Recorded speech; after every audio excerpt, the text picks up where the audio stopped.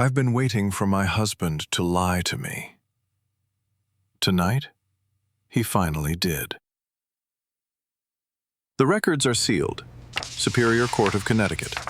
Violence documented, then buried. His violence. His first wife. His past. But the past doesn't stay buried. Not when you know where to dig. He said he was visiting Marcus. Family. Support. A reasonable husband being reasonable. But Marcus hasn't seen him. Marcus isn't where Derek said he'd be, which means Derek isn't where he said he'd be. I should be crying. A wife discovering her husband's deception. That's the script. But I stopped following scripts 10 months ago, the day I started planning. I reach for the other phone, the one he doesn't know exists. The one with only one name. Victor. Derek thinks he's keeping secrets. He doesn't know I've been keeping bigger ones. The war started months ago. He just doesn't know he's already losing. In the next 2 hours, you'll discover who really held the knife that night, and why the monster you expect might not be the monster you find. Welcome to American Billionaire Tales. 48 hours after I watched my husband lie to my face, I sit in a law office that charges $900 an hour. The firm is called Chen & Associates, 16th floor, Midtown Manhattan. The kind of address that tells you, before you ever open your mouth, that your problems are expensive ones. Deborah Chen sits across from me. 52 years old, silver streaking through black hair cut in a precision bob. Reading glasses on a chain she doesn't need. They're armor, I've realized. Something to fidget with while clients fall apart. I'm not falling apart. I'm presenting. The conference table between us is covered. Financial records from the past 5 years, joint accounts, trust structures, Derek's Meridian equity projections, custody precedents from Connecticut Family Court, psychological evaluation templates. And in the center, untouched, a manila folder with a red seal, Superior Court of Connecticut, sealed by order of Judge Margaret Whitmore, case file, Price v. Duckstein, 2014. Deborah taps the folder with one manicured nail. These records will get you leverage in negotiation. Significant leverage. But I need you to understand what happens if you take this public. I know what she's going to say. I've run the calculations 100 times. If Derek's history becomes part of the custody filing, if it leaks to investors, to press, you're not just divorcing him, Mira. She removes her glasses, looks at me directly. You're ending his company. I don't blink. His company, his choices. His children's trust funds are tied to that equity. Your children, the baby you're carrying.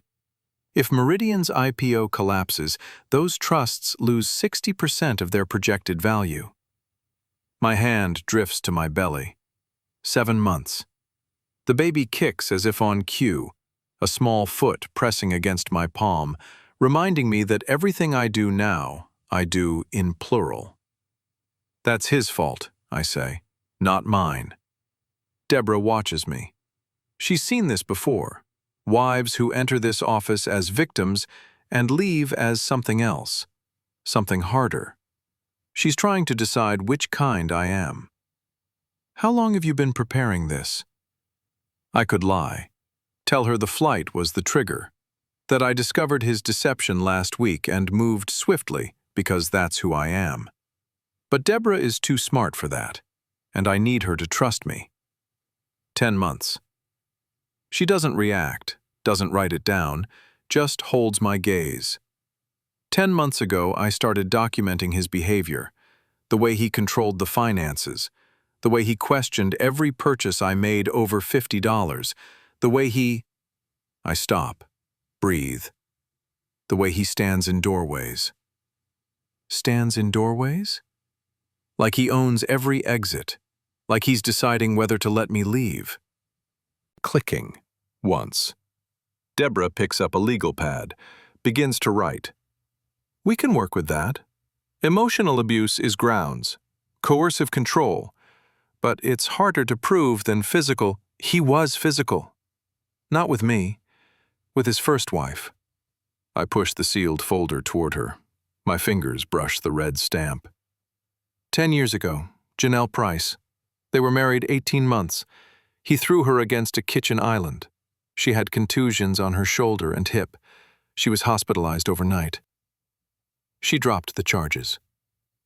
Deborah opens the folder, scans the first page. Her expression doesn't change. She's too practiced for that. But I see her shoulders tighten. How did you obtain this? Legally. My brother-in-law works in the court system. He made an inquiry. I told him I was scared. Were you? I look at the folder, at the name Duckstein printed above the seal. I am scared. I've been scared for 3 years, since before we were married. Since the first time I saw him lose his temper and then control it, like a switch flipping, like he could choose when to stop. I meet her eyes. Men who choose to stop are men who could choose not to. Deborah closes the folder, sets it beside her notes. I'll review these tonight, but I want you to understand something, Mira. She leans forward. The woman in this file, Janelle Price, she said something in her statement, something the sealing order preserved but didn't erase. My heart stops. What? She called it a mutual altercation. She said she provoked the physical encounter. The details are redacted, but the phrase remains. I don't move. Mutual, I repeat. Mutual. Which means if Derek's legal team gets hold of this, and they will, they'll argue context. They'll say it was a fight, not abuse, that both parties were violent. He put her in the hospital. And she dropped the charges, voluntarily, without settlement. That complicates the narrative. I stare at the folder, at the word sealed. 10 months of preparation, 10 months of documentation, 10 months of collecting evidence for the war I knew was coming. And now Deborah is telling me the weapon might misfire. It doesn't matter who started it, I say finally. It matters how it ended, with her in a hospital bed and him walking free. Deborah nods slowly. That's one reading, but the court may have another. She stands, meeting over. I'll have a strategy memo for you by Friday. In the meantime, she pauses at the door. Make sure Derek doesn't know what's coming. The element of surprise is your best asset right now. I remain seated, looking at the documents, at the life I've built, reduced to papers and leverage and calculated risk. My hand rests on my belly again. The baby is still, waiting, like me, for whatever comes next. 6 months earlier. I need you to understand how it started. Not the discovery of his lie, that came later, but the moment I stopped pretending this marriage could be saved. It was March, 3 months pregnant.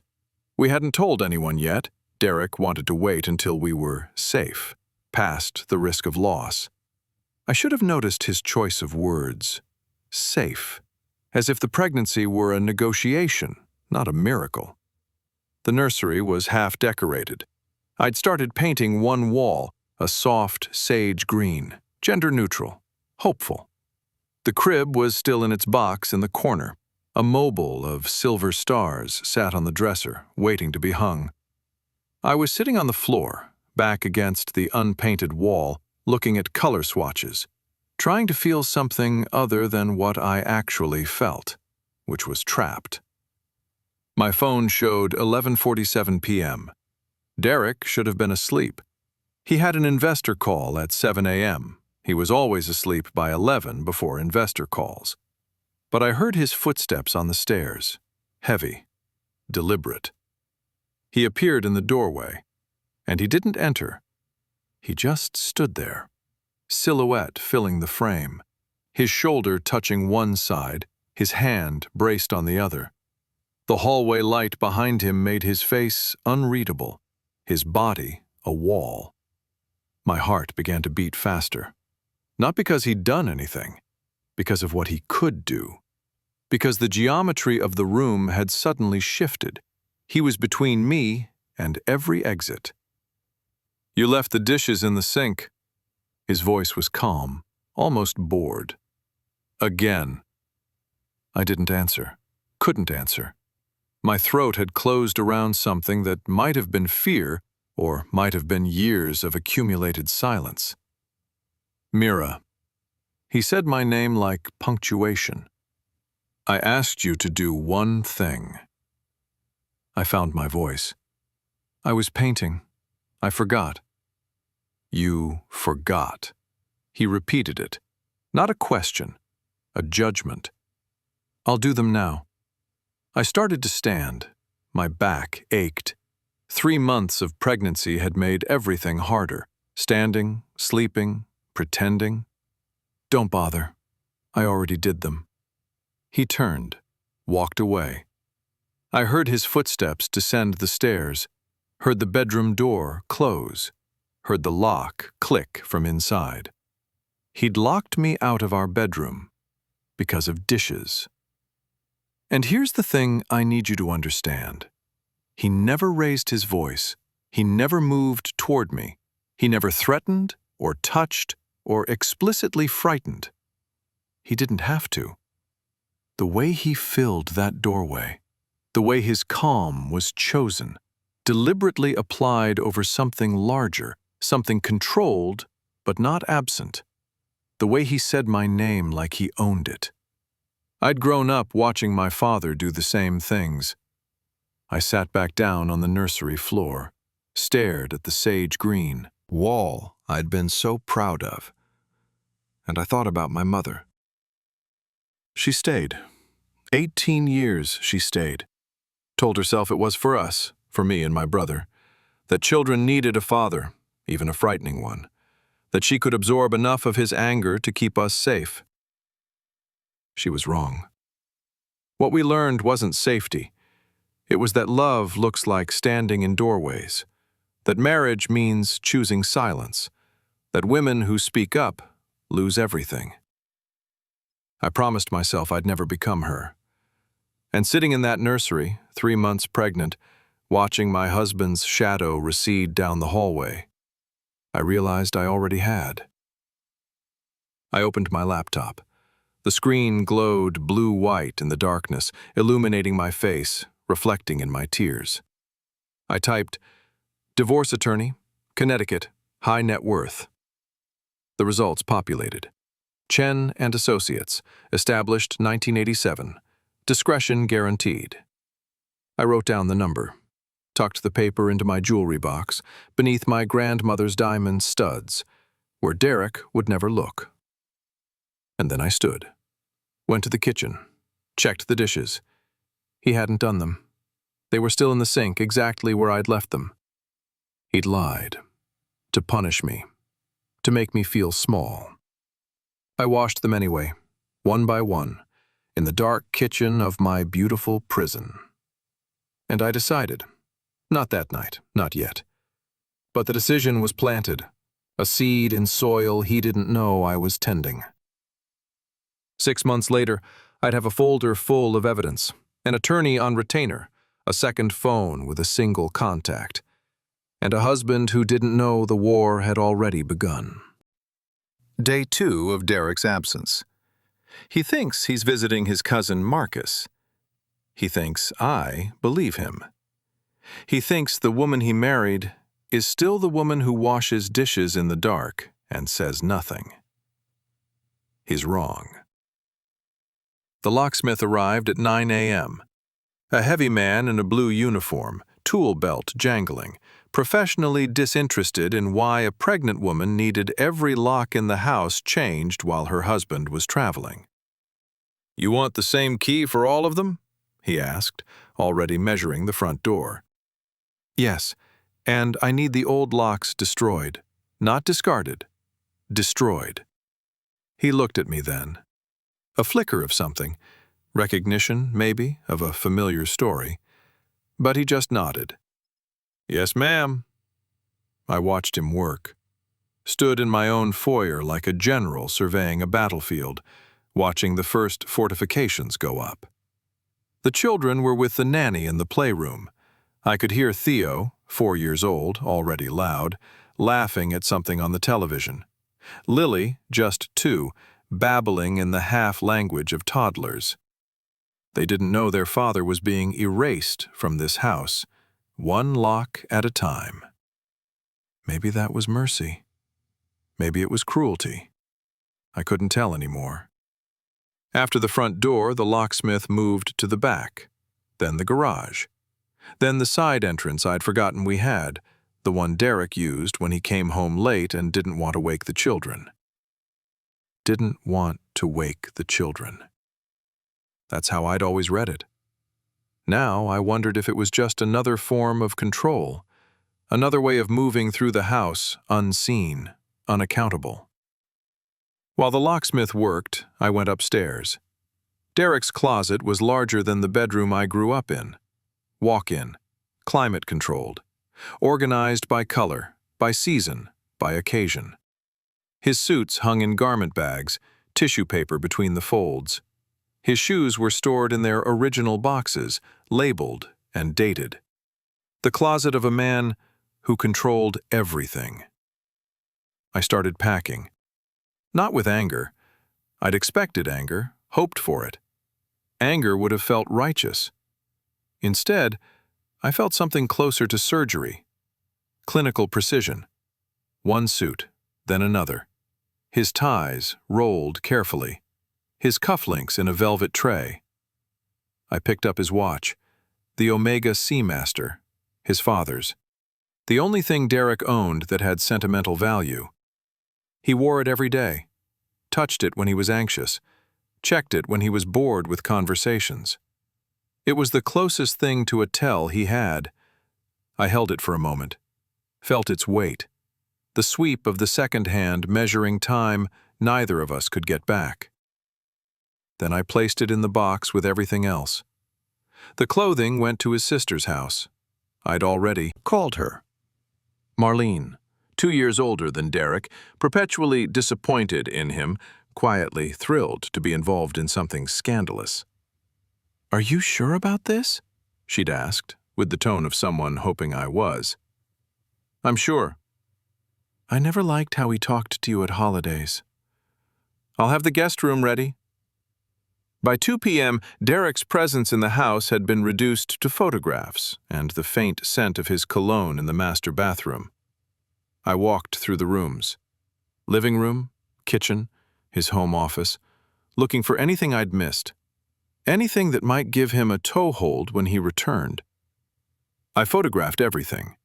The empty closet, the changed locks, the packed boxes. Sent them to an encrypted folder Deborah had created. Evidence. Chain of custody. Preparation. I was in the kitchen, reviewing the images when Lily found me.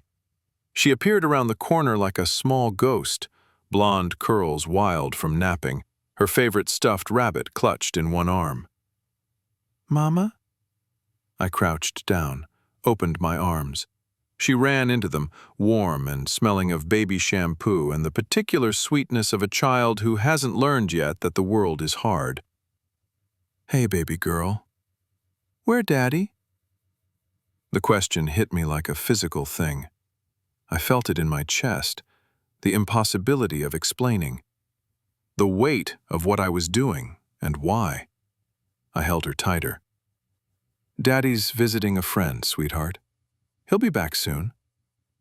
It was the first lie I'd told my daughter, the first of many. I held her for a long time, felt her relax against me, felt the baby in my belly shift, as if making room for the moment. And I thought, this is what I'm fighting for. These children, their safety, their chance at a life where doorways are just doorways. But another voice, quieter and harder to ignore, asked, "What are you taking from them in the process?" "Ma'am, all finished." I set Lily down, wiped my eyes before she could see. "Go play with Theo, okay? Mama will be right there." She toddled off, innocent, unaware. I walked to the front door. The locksmith handed me a new set of keys, 3 of them, brass, freshly cut. They sat in my palm like a verdict. "These are the only copies?" "Yes, ma'am. No one else has a key to this house now." I closed my fist around them. Derek was still wherever he was. With Janelle, I now knew, though I didn't yet know why. He was still lying to me, still believing the lie would hold. But when he came home, he would find a house that no longer recognized him. The first strike of the war. Silent. Bloodless. And he didn't even know it had been made. Evening. Day 3 of the war Derek doesn't know he's fighting. I'm parked in a lot behind a Whole Foods in Stamford. Not our Whole Foods, the one 20 minutes further, in a town where no one knows my face. Where the Duckstein name means nothing. The second phone is warm in my hand. I've been holding it for 6 minutes, watching the screen, waiting for the courage to press his name. Victor. He answers before the second ring. He always does. Like he's been waiting too. "Mira." His voice does something to me. Even now, even in the middle of this, his voice reaches through the phone and finds something I thought Derek had killed. "I'm here." "Are you safe?" "I'm in a parking lot. The kids are with the nanny.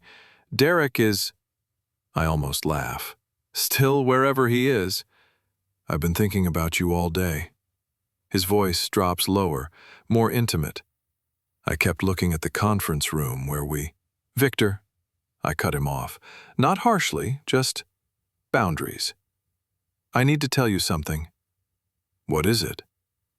"I told Deborah about you, my attorney. She knows everything." Silence. 5 seconds. 10. "You told your divorce attorney about us?" "I had to. If this goes to court, if Derek finds out, she needs to know what he'll use against me." "What he'll use against you?" Victor's voice changes. The warmth recedes. Something harder edges in. "Mira, if this becomes public, the affair, you understand what that means?" I stare through the windshield. A woman is loading groceries into a minivan. Normal life. The kind I used to think I had. "I understand." "Do you?" "Because it's not just your reputation. It's mine. It's Meridian." And there it is. The calculation beneath the tenderness. I close my eyes. "Deborah says you might be called as a character witness against Derek." A character witness. He repeats it flatly. Someone who's seen his behavior, who can testify to his controlling nature, his temper. "I'm his co-founder, Mira. His best friend for 15 years. I've been in business with him since we were 25 years old. And you want me to testify against him? I want you to tell the truth." The truth. Victor laughs, but there's no humor in it. "The truth is, I've been sleeping with my partner's wife for 6 months. The truth is, I've watched you document his behavior while carrying his child. The truth is, I love you. And I also have $30 million in equity about to vest in 8 weeks when this company goes public." My hand tightens on the phone. "Which matters more to you?" "Don't do that. Don't make me choose." "I'm not making you choose. Derek made you choose. The moment he lied about where he was going, the moment he decided to visit his ex-wife instead of being honest with me." I take a breath. "I'm just asking where you stand." When Victor speaks again, his voice is quieter, defeated. "Mira, I love you. You have to know that." "I do."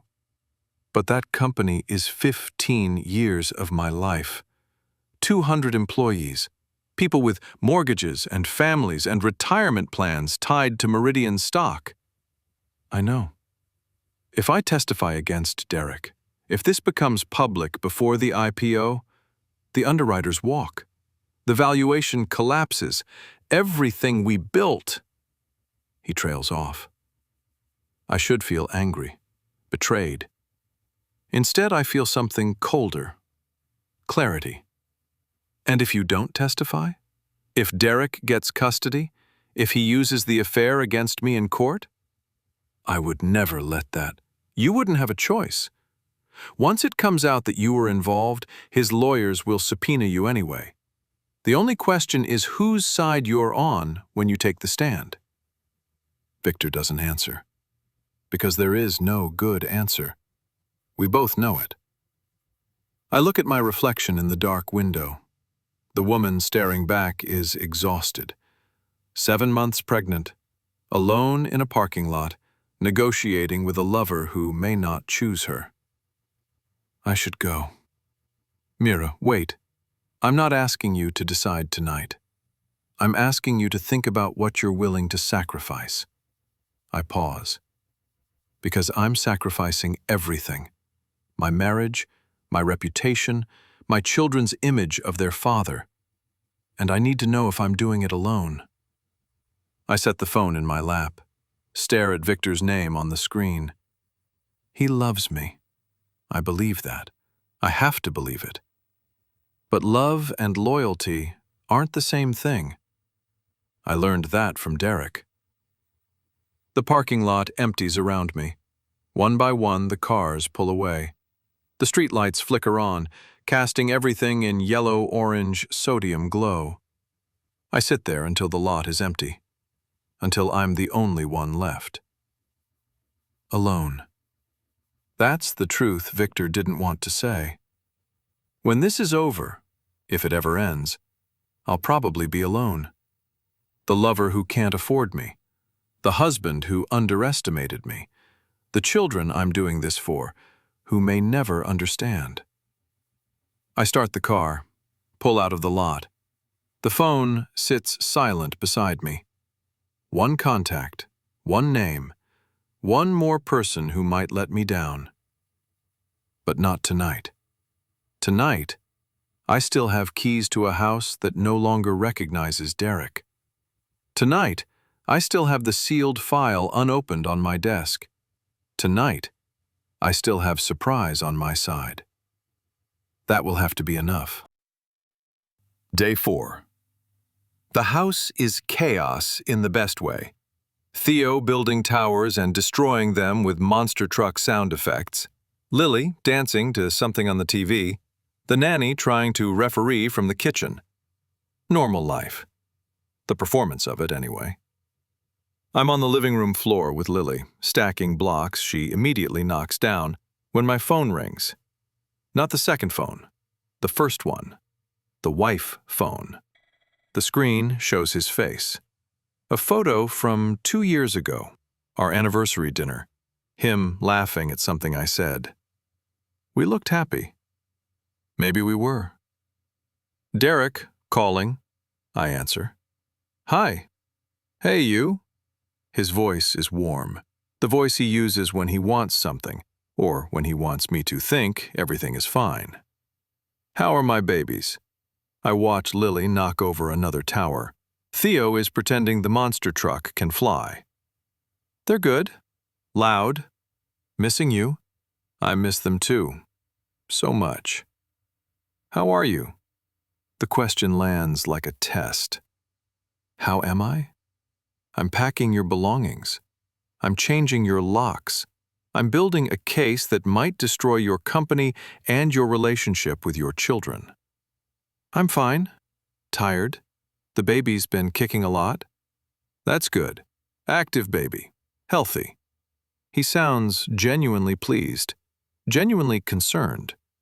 That's what makes him so hard to read. How's Marcus? The hesitation is tiny. Half a beat. If I weren't listening for it, I'd miss it entirely. He's Going through some stuff. That's why I came. Needed to be here for him. I write on the notepad, hesitation, deflecting. What kind of stuff? Just family things. His ex is giving him trouble about the kids. Custody stuff. He needed someone to talk to. Custody stuff. The irony is breathtaking. That's hard. I'm glad you could be there for him. Yeah, you know how it is. Family comes first. Family comes first. Lying about location. Does he believe his own words? I keep writing. When are you coming home? Couple more days. He's got a court date coming up. I want to make sure he's okay before I leave. Extending trip. Why? Okay, we'll be here. Mira. His voice shifts, softer, more deliberate. I love you. You know that, right? I look at the notepad, at the lies I've been cataloging, at the pen in my hand, the same hand wearing the ring he gave me. I know. I mean it. Whatever happens, you and the kids are everything to me. Everything. Derek. Yeah? Come home safe. I will. Kiss the kids for me. He hangs up. I sit on the floor of my living room, phone in one hand, notepad in the other. Around me, my children play, oblivious. The afternoon light is golden. The house is warm. The scene could be a catalog photograph of domestic happiness. I look at the notepad. Confirmed, not with Marcus. Lying about location, extending trip. Why? I love you. Control or genuine? This is what love looks like, dissected. Every word cataloged, every pause analyzed, the warmth translated into evidence. I don't know if he loves me. Maybe he does. Maybe love is what he tells himself while he controls everything around him. Maybe love and control are the same thing for men like Derek, indistinguishable, interchangeable. But I know he's lying. About Marcus. About where he is. About why he went. Somewhere, right now, my husband is with his ex-wife. The woman he hurt. The woman whose records are sealed in a folder on my desk. What is he telling her? What is he asking her for? What truth is he trying to bury before I can dig it up? Theo, play nice. I stand, mediate, perform the role of mother, of normalcy, of everything being fine. But the notepad stays on the coffee table, and the words I wrote stay in my mind. I love you. He said it like a question, like he needed me to confirm it. I didn't. Day 5, midnight. The children are asleep, have been for hours. I checked on them twice. Theo sprawled across his bed like a starfish, Lily curled around her rabbit, thumb halfway to her mouth. Safe, peaceful, unaware of the war being waged on their behalf. I'm in the home office, Derek's home office, technically. I'm supposed to call it the study, but that was before I changed the locks, before I packed his clothes, before the house became mine. The sealed folder sits on the desk. I've been avoiding it for days, carrying it between rooms like a talisman, knowing what's inside, not ready to look. Tonight, I'm ready. I open it. The first page is a police incident report. Date, March 14, 2014. Location, 47 Hollowbrook Drive, Westport, Connecticut. Responding officer, Lieutenant Patricia Delmore. I read. Upon arrival at the residence, I found the complainant, Ms. Janelle Price, age 26, in the kitchen. She was visibly distressed, holding ice to her left shoulder. Subject reported that her husband, Derek Duckstein, age 28, had become physical during an argument approximately 1 hour prior. Physical. Such a clean word for violence. Subject stated that Mr. Duckstein threw her against the kitchen island following an escalating verbal dispute. Medical examination later confirmed contusions to left shoulder and left hip, consistent with impact against a solid surface. My hand trembles. I press it flat against the desk to stop it. Mr. Duckstein was not present at the time of police arrival. Subject stated he had left the residence immediately following the incident. Subject declined to specify where he had gone. He ran. He hurt her, and he ran. Subject was transported to Norwalk Hospital for evaluation. She was treated for soft tissue injuries and released at 3:47 a.m. No broken bones. No broken bones. As if that's the threshold. As if that's what separates acceptable from unacceptable. I turn to the second document, hospital records. The clinical language is worse somehow. Contusions, abrasions. Pain scale, 6 out of 10. Patient declined overnight observation. Patient was counseled on resources for domestic situations. Domestic situations. Another clean phrase for something ugly. The third document is Janelle's statement to police, given 2 days after the incident. This is the one Deborah warned me about. Statement of Janelle Price, March 16, 2014. I, Janelle Price, wish to provide additional context to my report filed on March 14th. I do not wish to press charges against my husband, Derek Duckstein, at this time. I knew this part. She dropped the charges. That's why the file is sealed. No prosecution, no public record. Just this folder, preserved by court order, accessible only under specific circumstances. But the next paragraph stops me. I wish to clarify that the physical encounter on March 14th was, in my assessment, a mutual altercation. Prior to Derek's actions, I had become physically confrontational. I do not wish to elaborate on the specific nature of my actions, but I acknowledge that I provoked the encounter. Mutual altercation. Provoked the encounter. What does that mean? Did she hit him first? Push him? Throw something? Or is this what women say when they're scared, when they're trying to protect themselves from further escalation, when they think minimizing their victimhood will keep them safe? I've seen this before. I've done this before. Told doctors I walked into a door when my father's handprint was still red on my arm. Made excuses. Softened the truth. Is that what Janelle did? Or was there something more? I take pictures, every page. Send them to Deborah with a message. This is enough, right? But even as I send it, I know it's not enough. Not cleanly enough. I go back to the statement. Read the phrase again.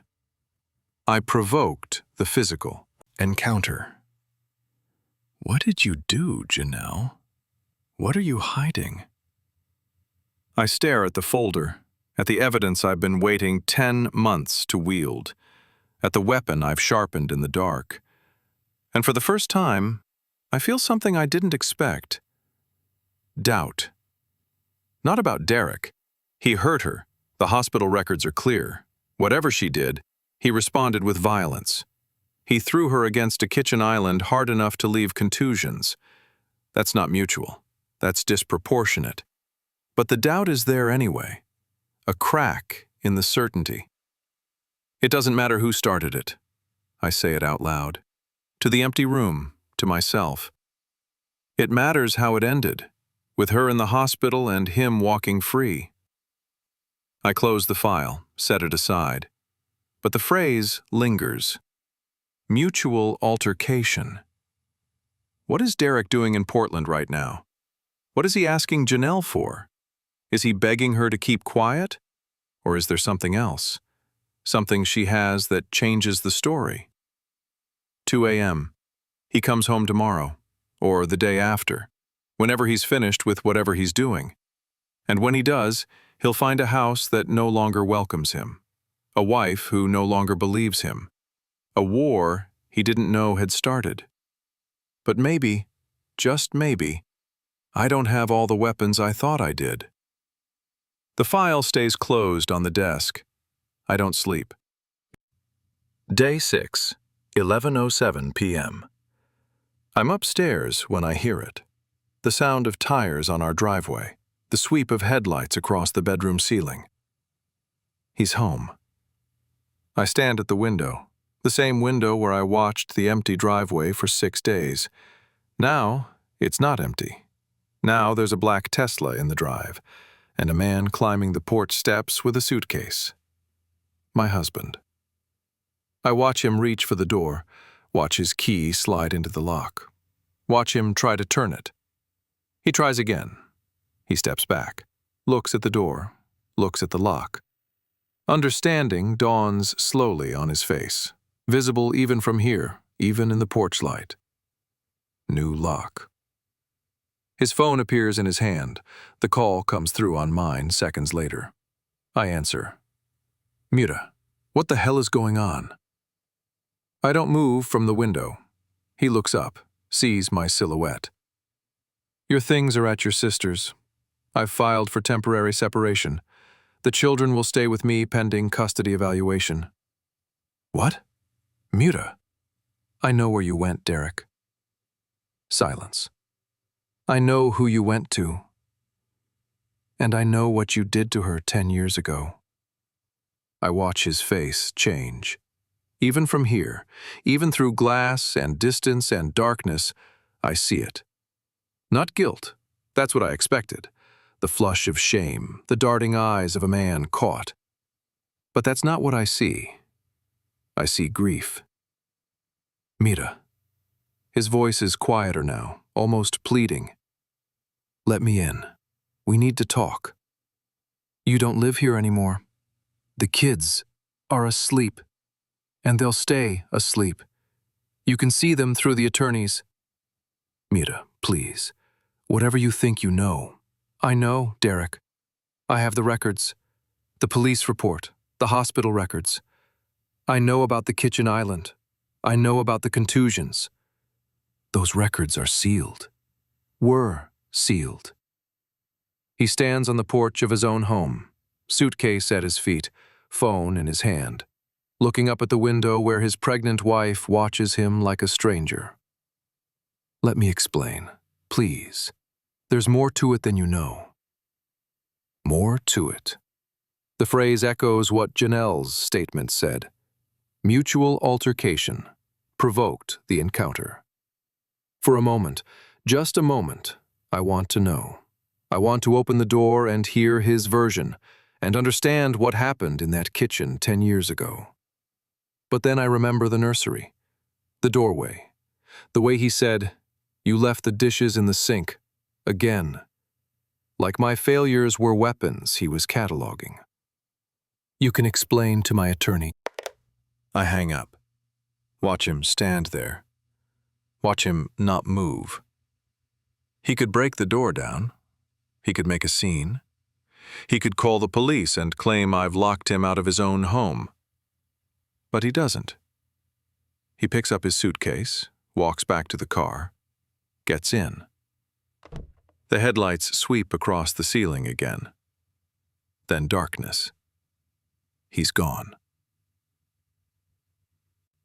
I stand at the window for a long time. He didn't deny it. When I said I knew what he did, he didn't deny it. He asked to explain, asked for context, asked for a chance. But he didn't say, I didn't hurt her. Because he did. Whatever the context, whatever Janelle provoked, he hurt her. And he's lived with that knowledge for 10 years, waiting for it to surface. Tonight, it surfaced. Tomorrow the attorneys will begin. The custody evaluations, the asset negotiations, the slow, grinding machinery of marriage dissolution. But tonight? Tonight, I won. So why does winning feel like this? The baby kicks. My hand goes to my belly automatically, the reflex of protection I've developed over these 7 months. It's okay, little one. It's okay. I don't know who I'm reassuring, the baby, myself, the silence. I close the curtain, turn away from the window. The war has begun, and I've already made my first kill. If your husband was violent once, 10 years ago, and has spent every day since trying to change, would you give him another chance? Or would you change the locks? Comment below. The morning after I exiled my husband, I made pancakes. I don't know why. Some instinct toward normalcy, maybe. The belief that if I could get the batter right, if I could flip each circle at the perfect moment, then everything else would somehow follow. The kitchen was bright. November's sun streaming through the windows I'd washed last week, when I was still pretending this house belonged to both of us. The children's artwork on the refrigerator. The magnetic letters spelling family that no one had rearranged in months. Theo was already at the table, monster truck in one hand, fork in the other, engaged in some elaborate scenario where breakfast was an obstacle course.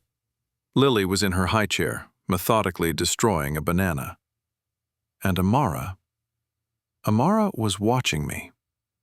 She's 8 years old, Derek's daughter from his first marriage, from Janelle.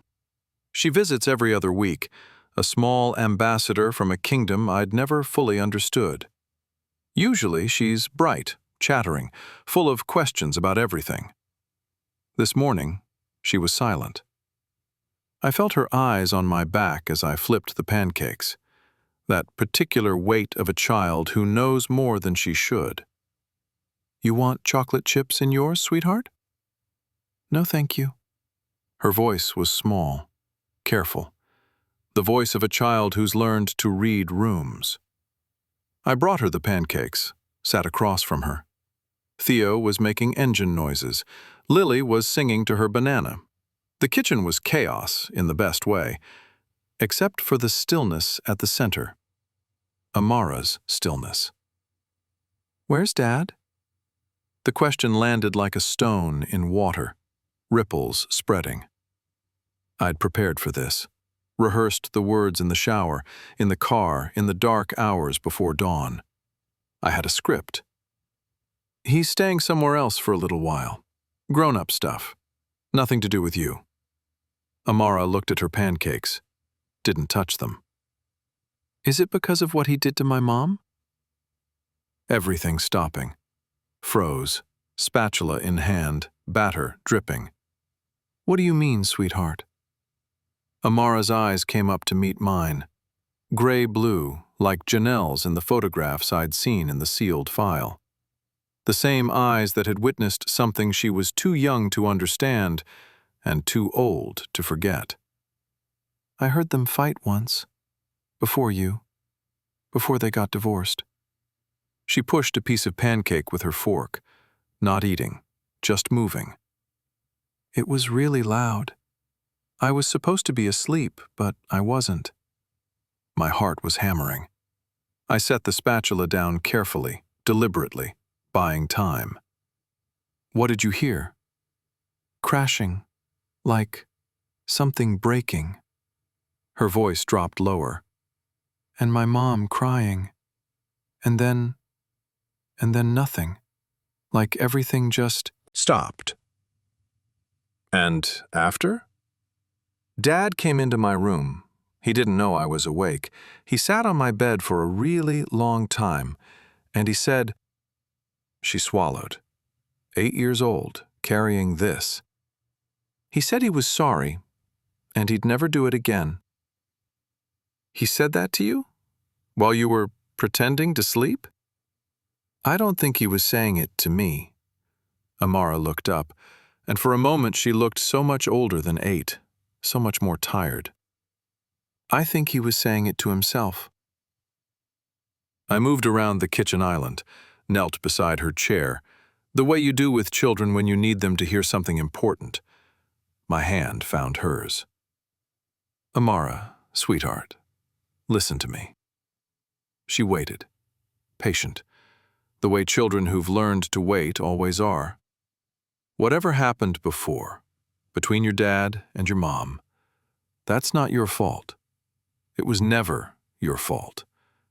And it's not happening again. How do you know? Because I won't let it.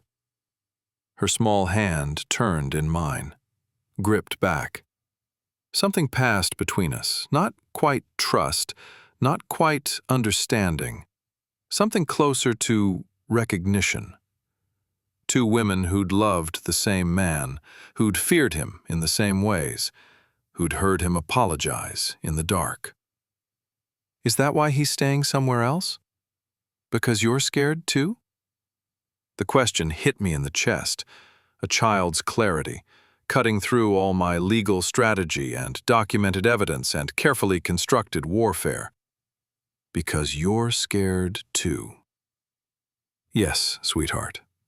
I'm scared too. Amara nodded, like that was enough, like fear was a language she already spoke fluently.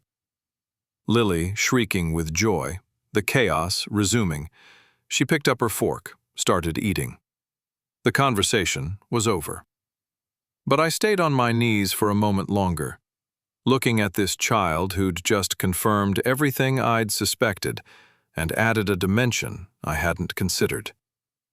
Derek had apologized before, to himself, in the dark, thinking no one could hear. He knew what he was. He'd known for 10 years. And he'd married me anyway. I stood, returned to the stove, flipped pancakes that were now slightly burned. The doubt I'd felt last night, the mutual altercation, the complexity Deborah had warned me about, it receded. Not gone, but smaller. Because whatever Janelle had done, whatever context existed, Derek knew. He'd apologized to an empty room because he couldn't face what he'd become. And now, a decade later, here we were. Different wife, same fear. Would you stay if your child told you this? Would you believe in change that happened in therapy and silence? Or would you look at your daughter's eyes and see the cost of forgetting? I watched Amara eat her pancakes, watched Theo crash his truck, watched Lily murder her banana. My children, his children. The children caught in the middle of a war they didn't start. I made my choice 10 months ago. This morning, Amara confirmed I made the right one. But the cost. God, the cost of being right. I wasn't in the room when Derek planned his defense, but I can imagine it. I know the office, I know the man, and I know my husband well enough to picture what happened next. Marcus Webb's law firm occupies 3 floors of a brownstone on Chapel Street, the kind of building where the elevator is manually operated and the receptionist calls you sir without irony. Old Connecticut money. The Webbs have been practicing family law here since 1943. Derek would have arrived early. He's always early when he's anxious, as if punctuality could substitute for control. The office itself is a museum of masculine authority. Dark wood paneling, leather chairs that smell of decades, portraits of Webb partners going back 4 generations, each one white, each one confident, each one absolutely certain of his place in the world. Marcus Webb III sits behind a desk larger than my first apartment. He's 61 years old, silver hair swept back from a permanent tan, sailing, probably, golf. The recreation of men who've never worried about a bill. He wears a 3-piece suit in navy, a Yale-class ring on his right hand, and the expression of someone who's heard every ugly story and no longer flinches. Derek. The way he says the name, collegial but careful. Client, not friend, even if they've shared dinners. Tell me everything. And Derek does. I imagine him sitting in one of those leather chairs, his father's watch on his wrist, the tell he doesn't know he has. I imagine him running his hand through his hair the way he does when he's cornered.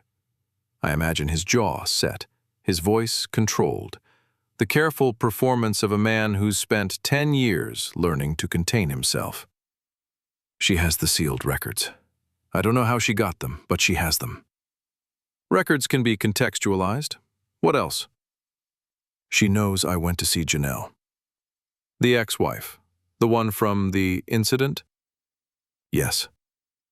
Why the hell would you do that? Preparing to say what he's never said aloud. Because Janelle has a video. From that night.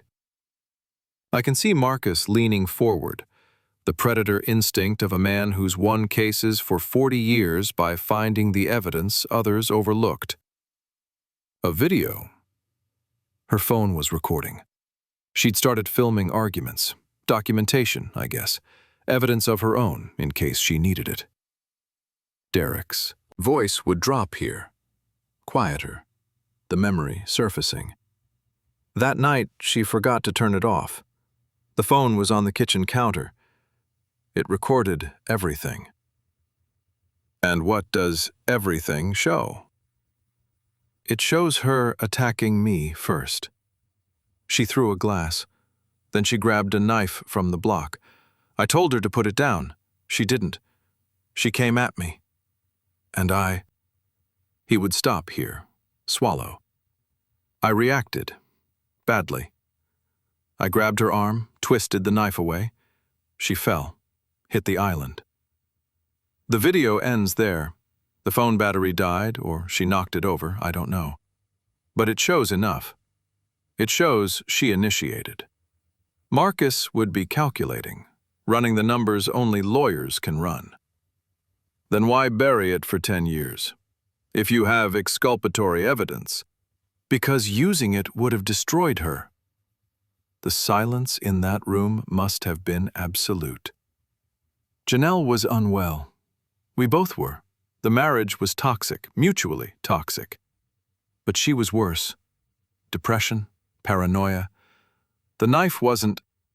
She wasn't trying to kill me. She was having a breakdown. Derek's voice would crack here, just slightly. If I used that video to defend myself, it would follow her forever. She'd be the crazy ex-wife who attacked her husband. Every custody hearing, every job application, every relationship she tried to have after me, it would be there. So you buried it. I buried it. Took the sealed record. Did my time in therapy. Let her heal. I thought I'd never need it. And now? Now, my current wife has a sealed DV record and doesn't know the context. She's built a case around me being a monster. Derek's voice hardens. She doesn't want explanation. She wants a weapon. Marcus would nod slowly. The calculation complete. The video changes things. It won't exonerate you. You still responded with disproportionate force. But it shifts the narrative from abuser to two people who failed each other. Is that enough? For custody? In family court, context matters. A decade of therapy, no incidents since, video evidence of mutual combat? Marcus would pause. It's not a guarantee, but it's a defense. I wasn't in that room. I can only imagine it. But here's what I know. While I was kneeling in my kitchen, holding Amara's hand, confirming my narrative of the monster I married, Derek was in that office, revealing a truth I hadn't considered. That he'd protected her. The woman he hurt. For 10 years, he'd protected her reputation at the cost of his own. Does that change what he did? Does protecting someone afterward erase the violence itself? Would you believe him if you were me? Would you see the buried video as evidence of growth or as a weapon he'd been saving? Cello note, held 4 seconds. I don't know. I don't know what to believe anymore. But I know this. The war I started was simpler in my head. Good versus evil. Victim versus abuser. The war that's actually happening is something else entirely. $42 million. That's the gap between Victor's current net worth and what he'll have if the IPO closes on schedule. I learned this later, pieced it together from documents and depositions and the particular way money moves through stories like ours. But when Victor sat down for the final investor roadshow call, when he looked at those faces on screens and lied smoothly about personal matters, he was thinking about 42 million reasons to keep Derek's disaster contained. The Meridian FinTech boardroom is everything the Webb law office isn't. Glass and exposed brick, screens everywhere. The performative casualness of startup wealth. No ties, expensive sneakers, cold brew on tap. Victor sits at the head of the table, the CEO position. The chair that should feel like victory after 15 years of building. Today, it feels like a witness stand. We're hearing rumors about domestic issues with your co-founder. The investor, Geneva-based, private equity, no patience for mess. What's the exposure? Victor doesn't flinch. I'll give him that. Whatever else he is, whatever he's done with me, for me, to me, he knows how to perform. Derek is handling a personal matter. It won't affect the filing timeline. A personal matter. The investor's tone flattens. We've invested in the team, Victor. If one half of that team is about to become a liability, Derek's situation is private and unrelated to company operations. Our CFO and General Counsel have both confirmed continuity. The IPO proceeds as scheduled. And if something surfaces, during the quiet period, after filing? Victor's jaw tightens. Barely visible, but I know his face well enough to see it. Nothing will surface. I'll make sure of it. The screens go dark. Victor is alone. He looks at his phone. The screen illuminates his face, and I know without seeing whose name appears. Not mine. Derek's. 20 minutes later, Victor is at Derek's temporary apartment, the sisters' guest suite, comfortable enough, but with the impermanence of borrowed space, a man between lives. Derek opens the door. He looks worse than Victor expected.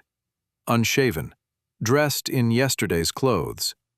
The controlled CEO replaced by something rawer. They don't sit. They stand in the living room like boxers before a fight, measuring distances. Victor, thanks for coming. You have 10 minutes. I have. A board meeting at 3. Derek nods, accepts the terms. I need you to stall the IPO. 2 weeks, just until I can resolve the custody situation. Victor's face. I can imagine it. The calculation he's been running since I first told him about the sealed records. The numbers that never quite add up to a solution that saves everyone. If I stall, we lose the window.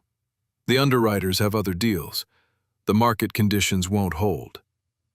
I know. 15 years, Derek. Victor's voice rises slightly. 15 years of 80-hour weeks, and burning through our 20s, and missing every holiday, and I know what we sacrificed. Do you? Because right now, it feels like you're asking me to throw it away because your marriage is falling apart. Derek runs his hand through his hair. The tell. The one he doesn't know he has. If Mira releases those records before the IPO closes, the underwriters run anyway. You know that. One headline: Tech CEO accused of domestic violence, and it's over. Everything we built. Victor looks away, toward the window, toward the city beyond.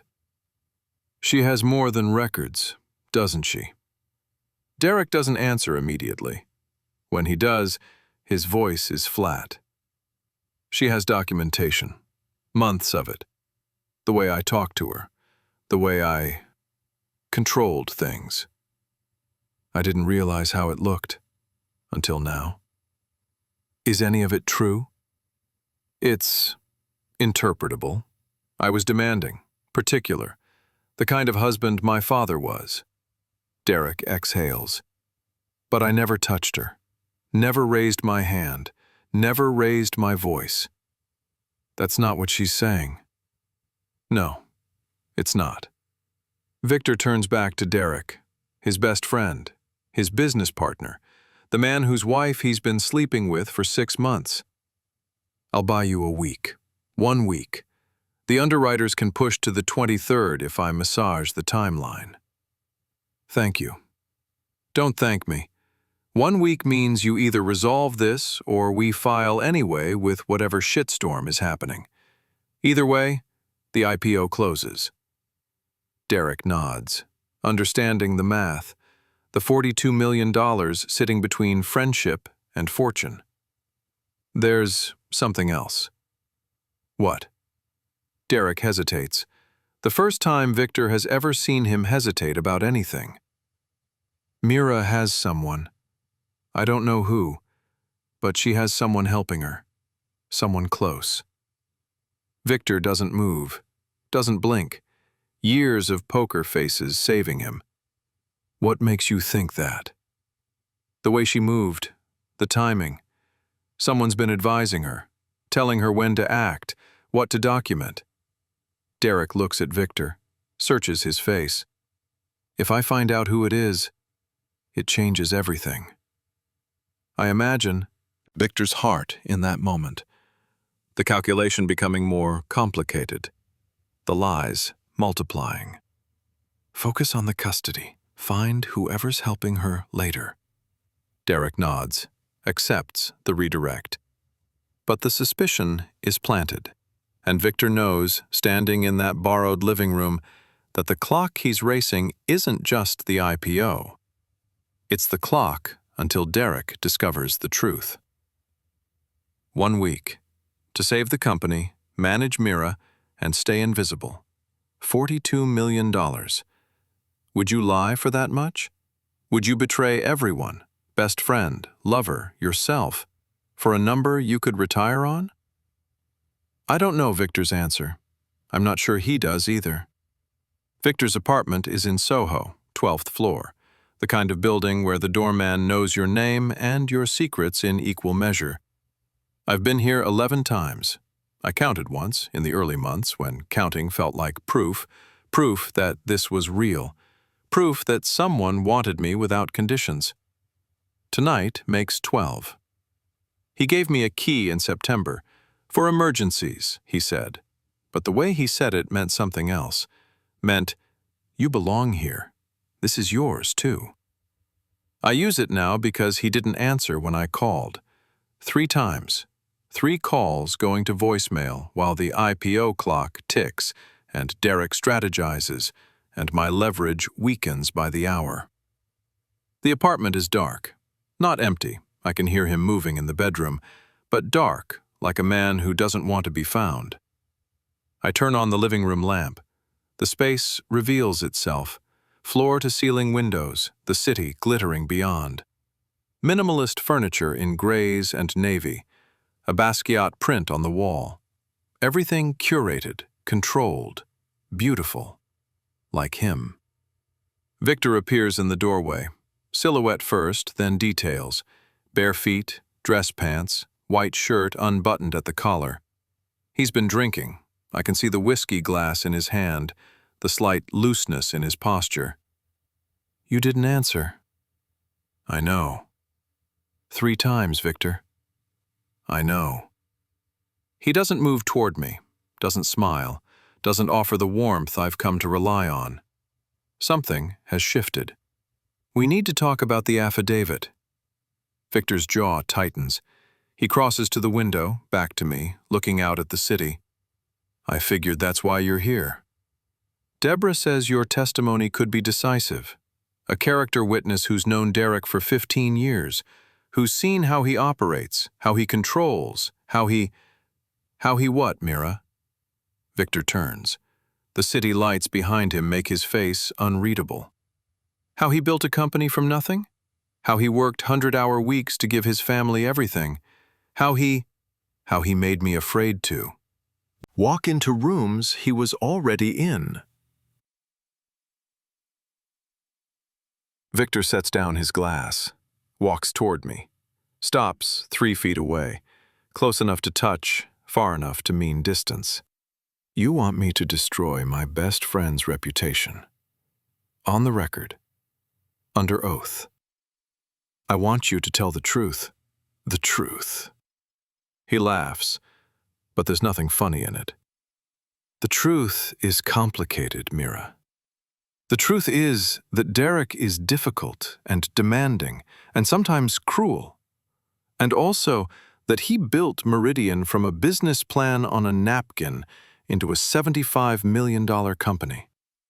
The truth is that I've watched him be a controlling husband. And also that I've been sleeping with his wife for 6 months while helping her build a case against him. I feel it then, the ground shifting. What are you saying? I'm saying I can't testify. If I sign that affidavit, I become part of the official record. And once I'm part of the record, everything comes out. The affair, the timing, the fact that you've been planning this for almost a year while I... He stops, swallows. While you, what? While I fell in love with you. Love. The word lands between us like something breakable. Victor, I love you. I do. But if I sign that affidavit and it becomes public, the IPO is dead. 200 jobs, Mira. 15 years. And your children's trusts, those trusts are his leverage. He structured them that way so I could never leave. Or, Victor's voice sharpens, or he structured them to protect his children. Not everything is a trap. Not everything is about control. The words hit me somewhere unexpected. A place I'd walled off months ago when I decided what kind of man Derek was and built my case around that certainty. You think I'm wrong. I think you're scared. And I think scared people see threats everywhere. He reaches for my hand. I step back. Mira, please. You think I'm wrong about him. I think there are things you don't know. About that night. About Janelle. About why he went to see her. Or is it the pulse in my own ears? What don't I know? Victor hesitates. The moment stretches. Ask him yourself. When you're ready to hear answers instead of confirmations. I stare at him. This man I've trusted. This man I've loved, or thought I loved. This man who was supposed to choose me. I gave you 6 months. I'm giving you 1 week. Sign the affidavit or don't. But if you don't, if I don't, then I know where I stand. With him, with you, with all of it. I leave before he can respond, before he can reach for me again, before I can see whether his face shows relief or regret. To silence. The elevator descends. 12 floors of silence. I think about what he said. Not everything is a trap. Not everything is about control. But what if I'm wrong? What if the story I've been telling myself for 10 months, the story of the monster and the escape, is simpler than the truth? Would you question yourself at this point? With the locks changed and the attorneys engaged and the children already absorbing the shock? Or would you push forward, Because stopping now means admitting you might have destroyed something that didn't deserve destroying. The elevator opens. The lobby is empty. The doorman nods. I walk into the night. Victor hasn't said no, but he hasn't said yes either. And in the silence between them, I hear something I don't want to hear. Doubt. 3,000 miles from Connecticut, a woman watches the rain. I never met Janelle Price. I've only seen her in photographs, the ones in the sealed file, the ones from Derek's first wedding, the ones that made her seem like a ghost, a cautionary tale, the woman before me. But she's not a ghost. She's not a tale. She's real, and she holds everything. Her apartment is in Portland, not the gentrified downtown, somewhere quieter. A building with character, brick walls, large windows that fog with the weather. She's filled it with plants, ferns on the windowsills, a monstera in the corner, succulents on every flat surface. Green things, growing things, life after wreckage. She sits in a reading chair, a cup of tea cooling beside her, and watches the gray sky weep onto the streets below. Janelle Price is 36 years old. Heart-shaped face, light auburn hair she stopped dyeing dark 5 years ago. Gray-blue eyes that look like the rain outside. A woman who spent a decade rebuilding herself far from the man who broke her. Far from the man she helped break. The screen shows Derek's name. She hesitates, not long, just a breath, then answers. His face appears. He looks worse than she's ever seen him. Unshaven, exhausted, desperate. The controlled man she married has been stripped down to something raw. Did you send it? Her voice is calm.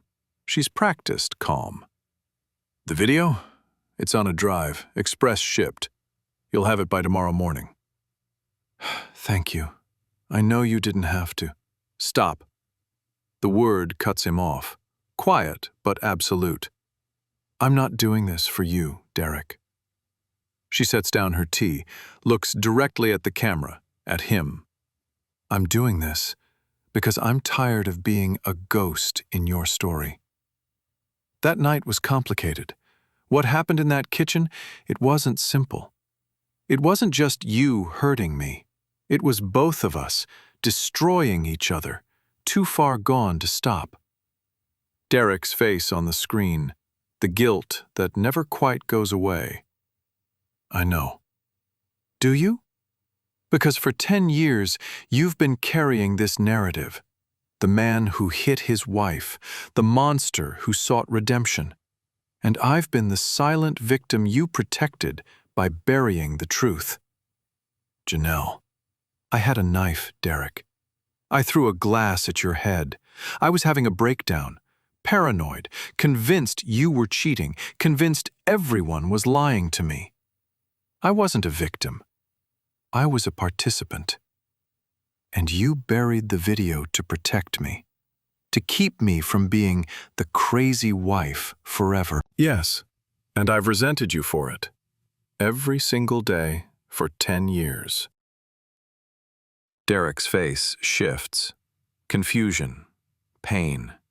You resented me for protecting you? I resented you for deciding what I needed, for choosing my narrative without asking, for turning me into a ghost instead of letting me be a complicated person who did a terrible thing and survived it. You made me a victim, and I was never just that.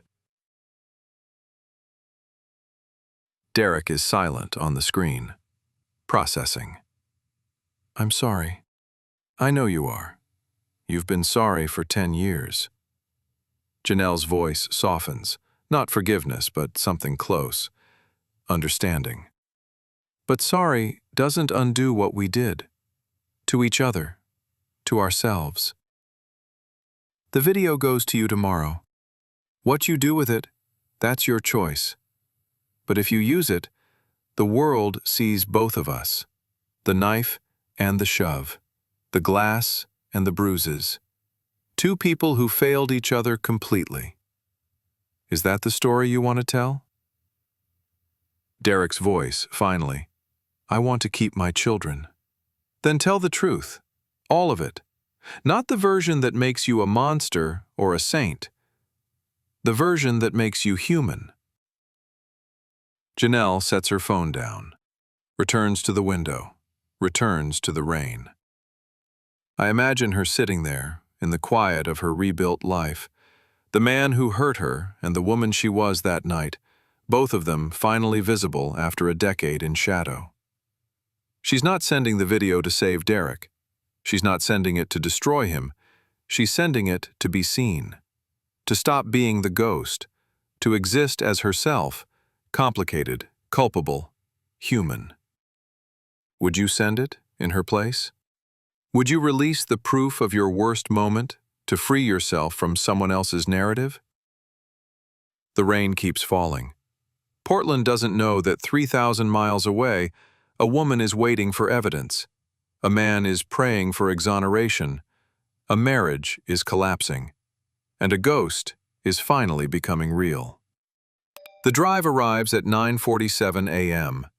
Derek's sister accepts it at the door, a small padded envelope, no return address, just his name in Janelle's handwriting. She brings it to the guest room where her brother has barely slept for 6 nights. He holds it for a long time before opening it. I can imagine him sitting on the edge of the bed, the envelope in his hands, staring at his name in the handwriting of the woman he almost destroyed. The woman who almost destroyed him. The drive is small, unremarkable, the kind you buy at any office supply store. It contains 10 years of buried truth. He plugs it into his laptop, opens the single file. And the kitchen from March 14th, 2014 appears on his screen. I can only imagine what he sees, what he hears.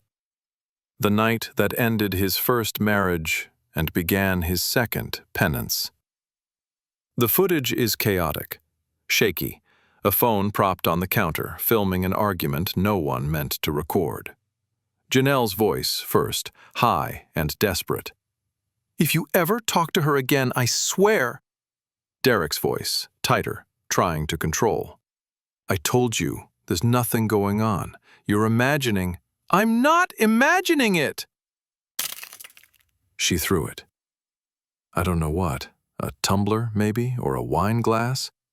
Something that exploded against the wall behind him. Then, movement. Her moving toward the counter, toward the knife block. Derek's voice changes. Fear now, not anger. Janelle, put it down. Put the knife down. Why should I? Why should I believe anything you say? The footage becomes harder to follow. Shapes moving, sound distorting, both of them in motion. Then, contact. Something hitting something. A scream, hers. And then, silence. The kitchen at 11:43 p.m. on March 14th, 2014. 10 seconds of chaos that could have been murder. 10 seconds that changed everything. Derek sits with what he's seen. What he already knew but hadn't watched in a decade. I imagine his hands shaking. I imagine his father's watch ticking on his wrist, the tell he doesn't know he has. I imagine him picking up his phone and calling Marcus Webb. It's not clean, but it shows she came at me first. There's a knife in frame. Marcus's voice through the speaker. Tell me exactly what I'm looking at. She threw a glass, then she grabbed a knife. I told her to put it down. You can hear me saying it. She came at me.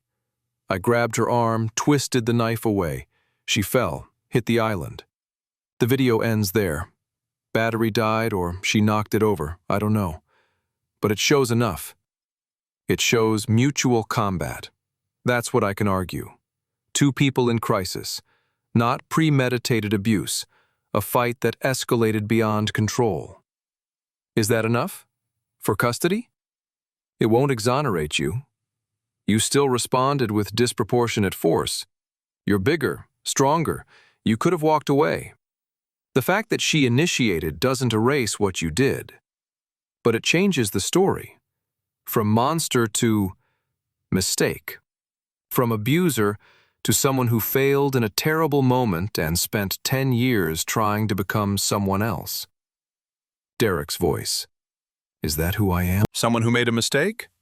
That's who the video shows. Whether it's true, Marcus pauses. That's between you and whatever God you believe in.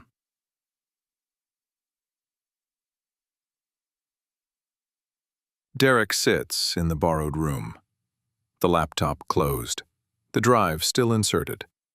10 years of therapy. 10 years of control. 10 years of promising himself he'd never be that man again. And now the proof of who he was, and who he might still be, sits in a file on his desktop. The video doesn't make him innocent. It makes him complicated. And in the war Mira has started, complicated might be just as dangerous as guilty. The midpoint.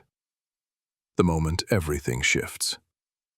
I didn't know it yet, in my house with my children and my certainty.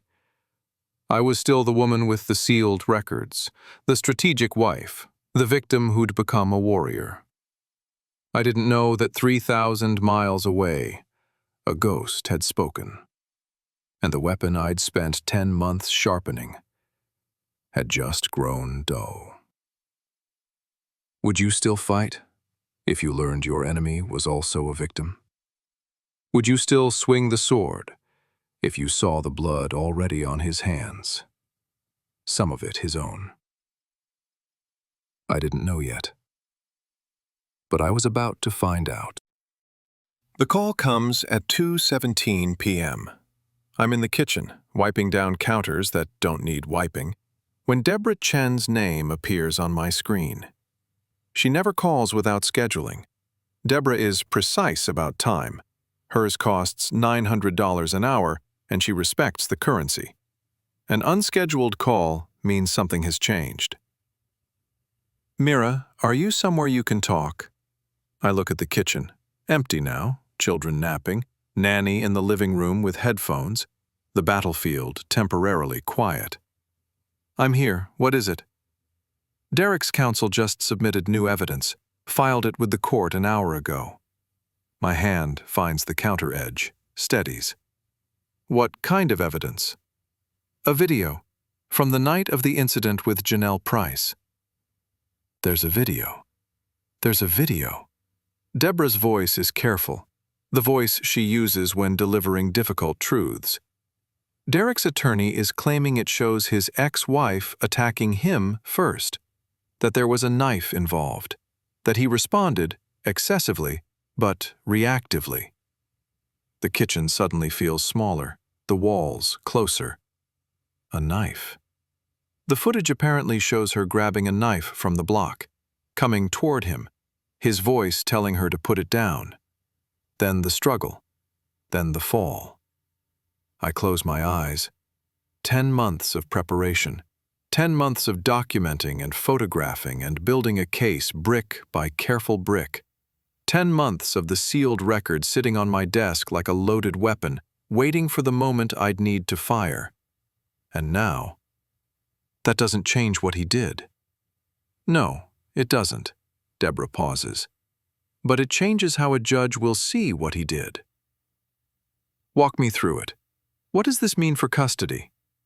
I hear her sigh, the sound of a professional recalibrating expectations. Before the video, we had a clear narrative. Documented domestic violence from his first marriage, sealed records showing assault, a pattern of controlling behavior. We could argue that he poses a risk, that the children need protection. And now? Now his counsel argues context, mutual combat, not abuse. A single incident of reactive violence during a marital crisis, followed by 10 years of therapy and no further incidents. The judge will weigh the sealed records against the video, and video is powerful. Seeing it changes things. So he wins. He doesn't win, but you don't win either. Not the way you wanted. I open my eyes, look around the kitchen, the children's artwork on the refrigerator, the family magnets, the island where I make breakfast every morning while my children play. The kitchen where Janelle was thrown against her island 10 years ago. The kitchen where she grabbed a knife. What are my options? You can proceed with the original strategy. Present the sealed records, argue the pattern of control, emphasize your documentation of emotional abuse. The video complicates the narrative, but it doesn't eliminate your case. And if I proceed? Derek's counsel will counter with the video. They'll argue that you obtained sealed records inappropriately. We can fight that, but it'll cost time and money. They'll present Janelle's statement about mutual altercation as validation of their position. And they may have other evidence we don't know about yet. Or you consider a settlement. Shared custody. Both parties agree to keep certain evidence confidential. The children maintain relationships with both parents. Shared custody. The phrase lands like a verdict. I changed the locks, Deborah. I filed for separation. I packed his clothes and sent them to his sisters. My voice rises slightly, control slipping. I told our 8-year-old stepdaughter that her father wouldn't hurt anyone anymore. I know. How do I share custody with a man I told my children to be afraid of? That's not a legal question, Mira. That's a question for you. I stand in my kitchen. The phone goes dark in my hand. The sealed folder is upstairs, on my desk. I can feel its presence like a weight I'm carrying even when I'm not holding it. 10 months of work. 10 months of fear. 10 months of telling myself I knew exactly who Derek was and what I needed to do. And now, a knife. She had a knife. I didn't know that. Deborah didn't know that when she reviewed the records. The police report mentioned mutual altercation, but not why. Janelle's statement said she provoked the encounter, but didn't specify how. We built a case on incomplete information. We assumed the gaps supported our story. We were wrong. No, not wrong, just not entirely right. Derek still hurt her. The hospital records don't lie. Whatever she did first, he responded with violence. He threw her against the island hard enough to leave contusions. But she was holding a knife. Would you have filed for divorce if you'd known about the knife? Would you have changed the locks? Packed his clothes? Built a 10-month case against a man who might have been defending himself, badly, excessively, but defending? I don't know. And that terrifies me more than anything Derek has ever done. Aching, because certainty was my armor. Knowing who he was, monster, threat, danger, that's what let me do all of this. But if the monster is also a man who was attacked first? If the threat is also someone who buried evidence to protect his attacker? Then what am I? Not a survivor. Not a strategist, just a woman who might have been wrong. And wrong doesn't come with a script for what happens next. He came at dusk. I saw his car pull into the driveway from the upstairs window, the same window where I'd watched him discover the new locks 6 days ago. But this time, he didn't try the door, didn't reach for a key that wouldn't work. He rang the bell, like a guest. Or is that mine? The children were with the nanny in the playroom, contained, safe, unaware that their father stood on the other side of the door I'd made into a fortress. I didn't have to answer. I could have let him stand there until he left. Could have called Deborah, had her handle whatever this was. Could have maintained the distance, the strategy, the war. But I opened the door. Derek stands on the porch, hands visible at his sides, deliberately non-threatening. He's lost weight. The angles of his face are sharper. The dark circles under his eyes match mine. Mira, what do you want? To talk. Without lawyers, without recordings, just talk. I don't move from the doorway. Don't step back to let him in. The threshold between us feels like a border between countries at war. You submitted a video today to the court. I know. A video showing Janelle attacking you first, with a knife. He exhales, nods. You have the sealed records, but you don't have context. His voice is quiet, careful. Janelle and I were destroying each other. That night was the worst of it. Both of us at our absolute worst. She came at me with a knife, Mira. I told her to put it down. She didn't. And I reacted, badly, excessively. I'm not defending what I did. I'm trying to explain who I was. That doesn't erase what you did. No, it doesn't. He meets my eyes. But it explains who I was. And I'm not that man anymore. How do I know that? The question lands between us. The question I've been asking for 3 years. The question that made me change the locks and pack his clothes and plan this war. Derek's answer comes slowly, each word chosen. Because I'm standing here, not forcing my way in. Because I've been in therapy for 10 years, every week without exception. Because I've never raised my voice in this house. Because when our daughter was born, I held her in my arms and I swore I'd never be the man who hurt her mother. You stood in the doorway of the nursery like you owned every exit. You made me feel small without ever touching me. His face. I watch it change, the mask of careful control cracking into something rawer, something that might be shame or grief. That wasn't intentional. Doesn't matter what you intended. It matters what I felt. We stand there, 6 feet apart. The man I married and the woman I've become, both of us changed by the same war. I don't want to go to war, Mira. For the kids' sake, for yours. Let's settle this quietly. You lost the right to ask for that when you lied about where you were going. You flew to your ex-wife, the woman you hurt, and you didn't tell me.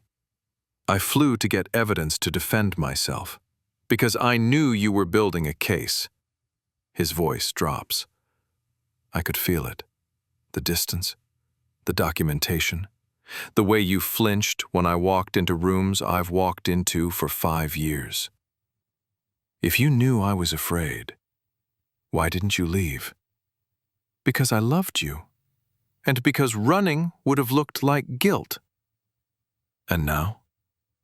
Derek is silent for a moment. The rain picks up, a steady patter now, darkening his shoulders, beating on the porch railing. Now I'm asking, what do you actually want? Victory? Safety? Or destruction? The question cuts through everything. Through the strategy and the sealed records and the 10 months of preparation, through the anger and the fear and the certainty I built like armor. What do I want? I want my children safe. I want to know they'll never see you become the man you used to be. Then let's talk. Actually talk, not through attorneys. I look at him. Really look.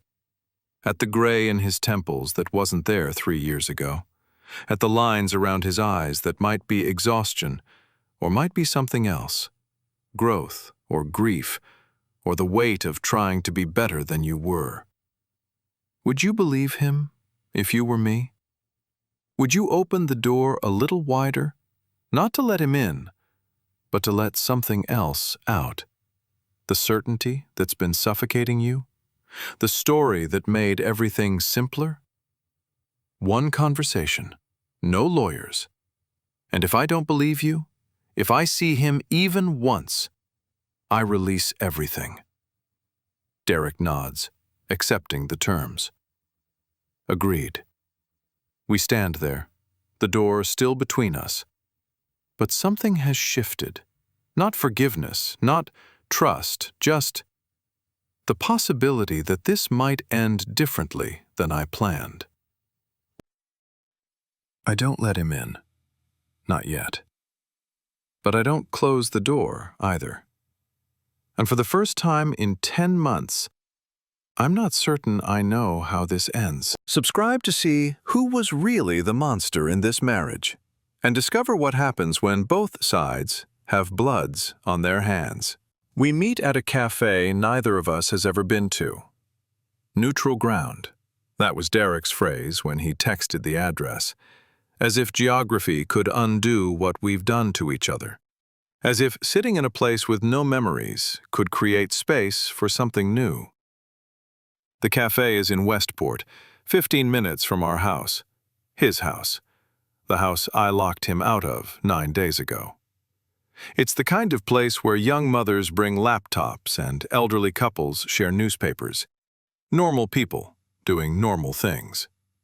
We are not normal.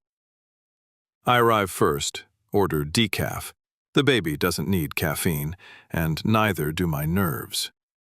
Choose a table near the window, but not against it. Visible, but not exposed. Derek arrives 3 minutes later. On time, of course. He looks different. Not worse, different. The exhaustion is the same, but something else has shifted. The tightness in his shoulders is gone. The careful control of his movements has softened into something that might be resignation. Or peace. I can't tell. He sits across from me. The table between us is small, intimate, wrong for what we're here to do. Thank you for coming. I said I would. He nods, accepts the minimum. Neither of us drinking. I want you to watch the video. The full thing. His voice is quiet, deliberate. Before you decide anything. I've seen the description. Your attorney submitted it. Mutual combat. A knife. Descriptions aren't the same as seeing. He reaches into his jacket, removes his phone, sets it on the table between us. There's more. Things the summary doesn't capture. How we got there. What happened after the recording stopped. He unlocks the screen, opens a file. The video player loads, frozen on the first frame. A kitchen. Janelle's kitchen. The counter, the island, the knife block. All frozen in the blue-gray light of a decade-old night. Why do you want me to see this? Because you've been fighting a version of me that doesn't exist anymore. You've been afraid of a man who died in that kitchen. His eyes meet mine. I need you to see who I was, so you can decide if you believe who I am. I look at the phone, at the frozen frame. I could refuse, could walk out, could let my attorneys handle everything and never look at the raw evidence of the night that started all of this.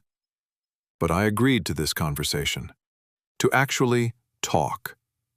And maybe that means looking at what I've been too afraid to see. I pick up the phone. The screen comes alive. Chaos, movement. Janelle's voice, high and fractured. If you ever talk to her again, I swear to God.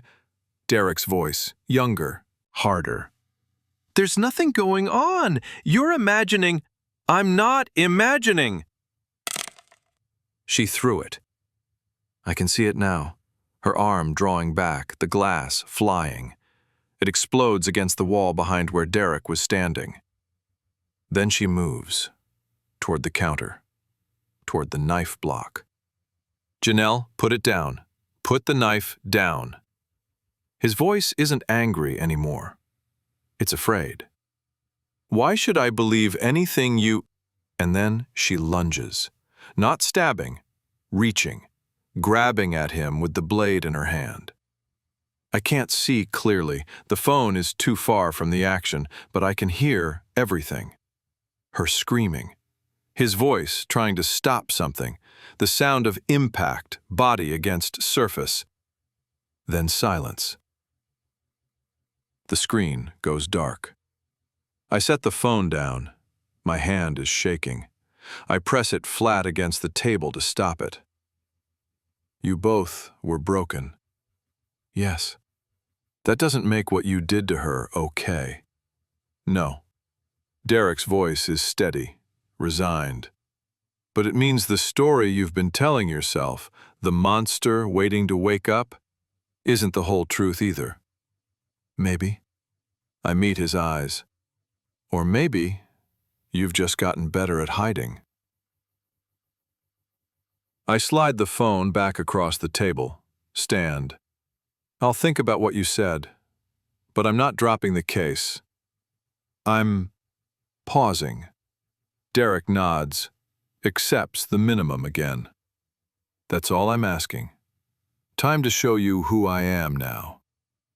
You showed me who you were, in that video, in our nursery, in the way you filled doorways. I know. He doesn't look away.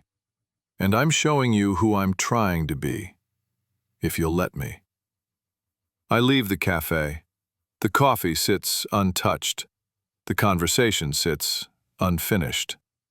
He showed me everything, the knife, the fear, the violence that was mutual before it was his, and I don't know what to do with it. Would you believe him? Would you look at the worst moment of someone's life and see past it to who they've become? Or would you remember the doorway, the silence, the way your daughter already knows what fear tastes like? I don't know the answer. That's the problem. I go to Victor's apartment expecting support.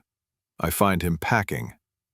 The apartment looks different in afternoon light, less intimate, more transactional. The Basquiat print I thought was romantic now looks like an investment.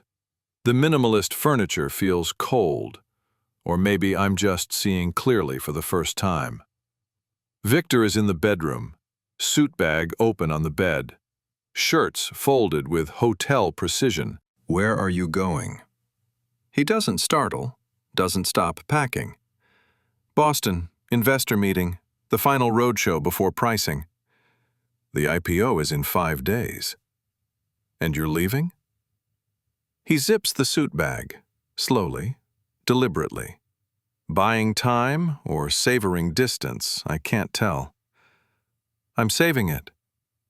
He finally looks at me. Mira, I can't sign your affidavit, and I can't testify against Derek. The words land. I expected them. Have been expecting them since he stopped answering calls, but expecting a blow doesn't make it hurt less. You said you loved me. I do. But, Supak, if I burn this company, 200 jobs, 15 years of my life, I lose myself. He crosses toward me, stops 3 feet away, the same distance as before. You're asking me to destroy something I built to save something we started 6 months ago. 6 months. Is that what we are? A timeline? We're a choice, Mira. And you made yours when you started this war while carrying his child. So that's it. Money wins. We all made choices. His voice is quiet, almost gentle, which makes it worse. I'm making mine. I slap him. Hard. Harder than I meant to. The sound cracks through the apartment like something breaking. He doesn't move, doesn't touch his face, just stands there, absorbing it. You were supposed to be different. Different from who? From Derek? He finally touches his cheek. I am different. I'm not controlling you. I'm not scaring you. I'm just... Not sacrificing everything I have for you either. Take the settlement. Shared custody. Walk away with your equity. We can, eventually. No. The word comes out cold, final. If you choose money over me now, you don't get to choose me later. He nods, accepts the verdict. For what it's worth, he starts. Don't. I leave. I don't look back. 12 floors down. Lobby. Street. February air sharp against my face. Both of them. Derek chose control, then chose therapy, then chose whatever he's choosing now. Victor chose me, then chose hesitation, then chose $42 million. And I'm left standing on a Soho sidewalk, 7 months pregnant, realizing I've been fighting a war with allies who were never really there. Would you stay angry? Would you let the betrayal fuel you? Or would you feel what I feel now? Not rage, but something flatter, colder. The recognition that everyone, in the end, protects themselves first. My hand finds my belly. The baby kicks. The only one who can't leave. I start walking. Don't know where, just away. The second phone is in my pocket. Victor's name still the only contact. I won't call it again. The custody evaluator's office is beige. Beige walls, beige carpet, beige chairs in a beige waiting room, as if color itself might bias the outcomes. I sit on one side of the room. Derek sits on the other. We haven't spoken since the cafe, haven't looked at each other since I walked in. Amara is behind the closed door, has been for 47 minutes. I can sit fragments of her voice through the door. Can't make out words, just the tone. High, confused, the voice of a child trying to give the right answers when she doesn't know what right means anymore. I did this. I told myself I was protecting her, protecting all of them. But I asked Amara to confirm things she didn't witness. I framed questions to get answers I needed. Did Daddy ever scare you? Did you hear him yell at your mom? At me? Do you feel safer when he's not here? Leading questions. Attorney language dressed as maternal concern. Derek did it too. I know he did. His attorney would have coached him to coach her. Gently, carefully. Always deniably. You know Daddy loves you, right? Sometimes grown-ups have disagreements. That doesn't mean anyone's bad. Mommy seems upset. Do you know why she's upset? Two parents, two narratives, one 8-year-old caught in the crossfire. The evaluator emerges, Dr. Patricia Hollis, 50-something, gray-streaked hair, reading glasses she doesn't need. The face of someone who's seen 100 broken families and has stopped expecting them to heal. Mr. Duckstein? Mrs. Duckstein? We stand. Don't move closer. Don't look at each other. Amara says she's been told different things by each of you. She doesn't know what's true anymore. Dr. Hollis looks at us both, equally, without mercy. That's a problem. I never told her anything that wasn't, I start. You asked her to confirm things she didn't witness. You framed questions to get answers you wanted, whether you intended to or not. Derek speaks, quietly, for the first time since we arrived. I did the same. I shouldn't have.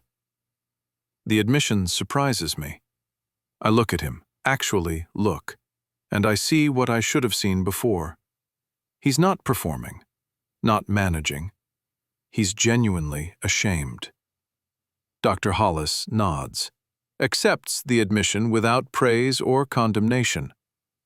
This child is the only one who truly loses here.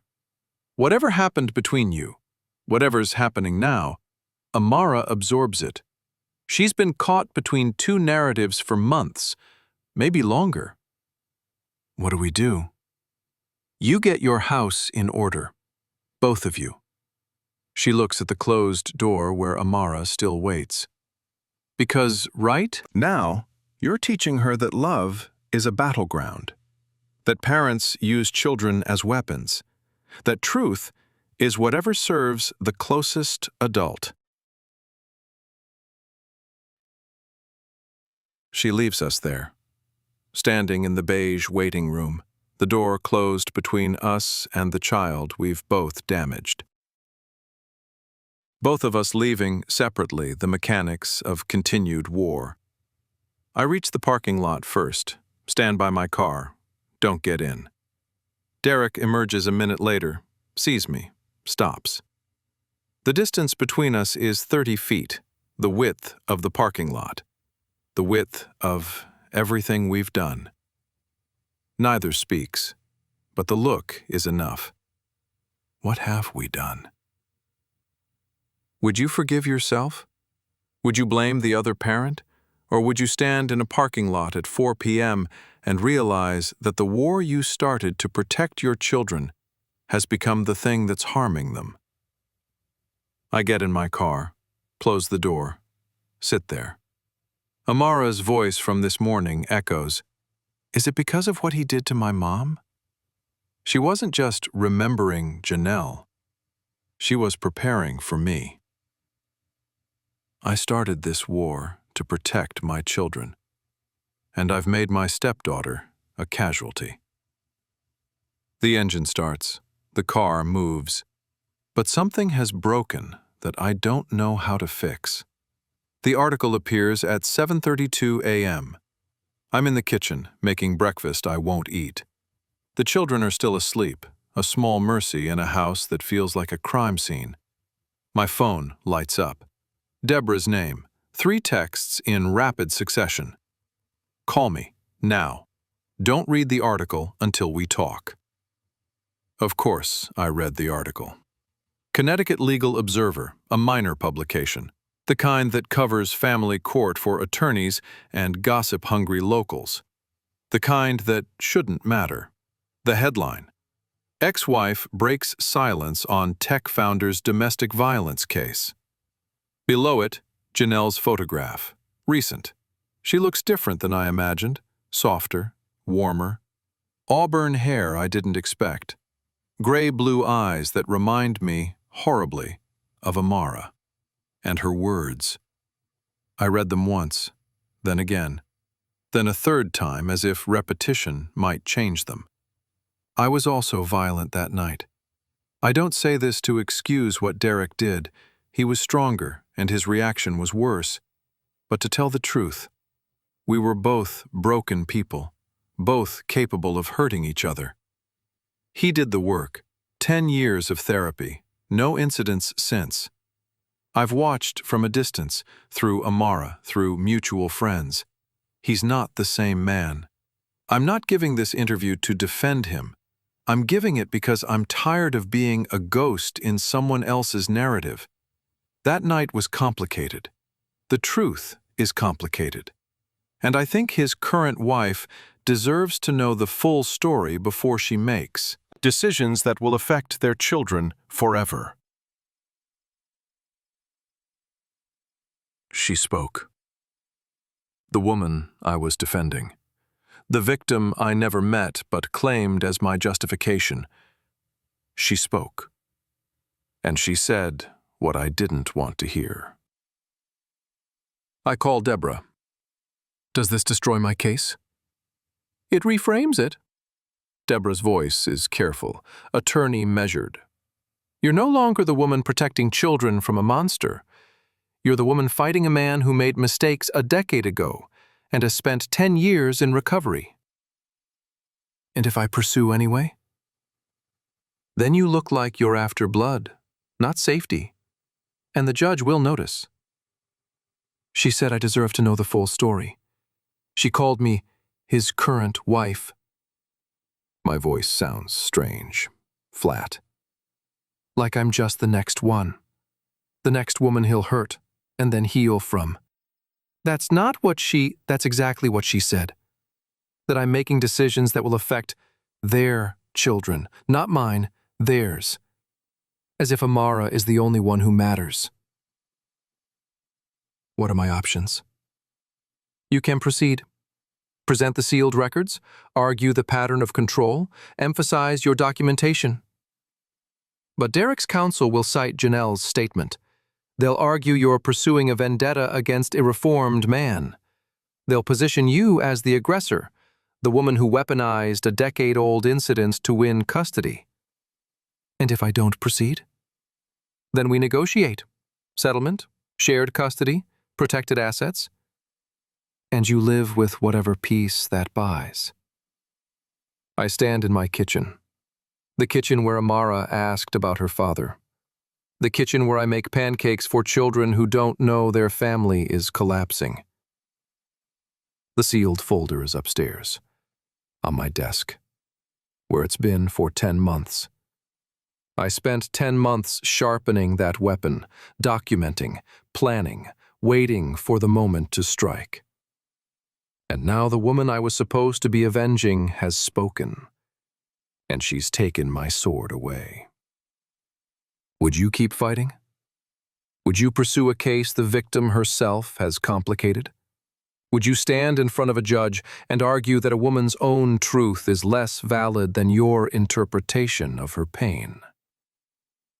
I don't know. I don't know anything anymore. The children will wake soon.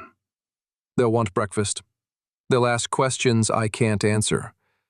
And I'll stand here, in this kitchen, trying to figure out how to be a mother when I no longer know if I'm the hero or the villain of this story. He comes to the house.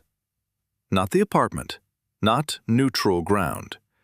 He comes to the Duckstein home, the fortress I built against Derek, and rings the doorbell like a salesman. It's been 3 days since Soho.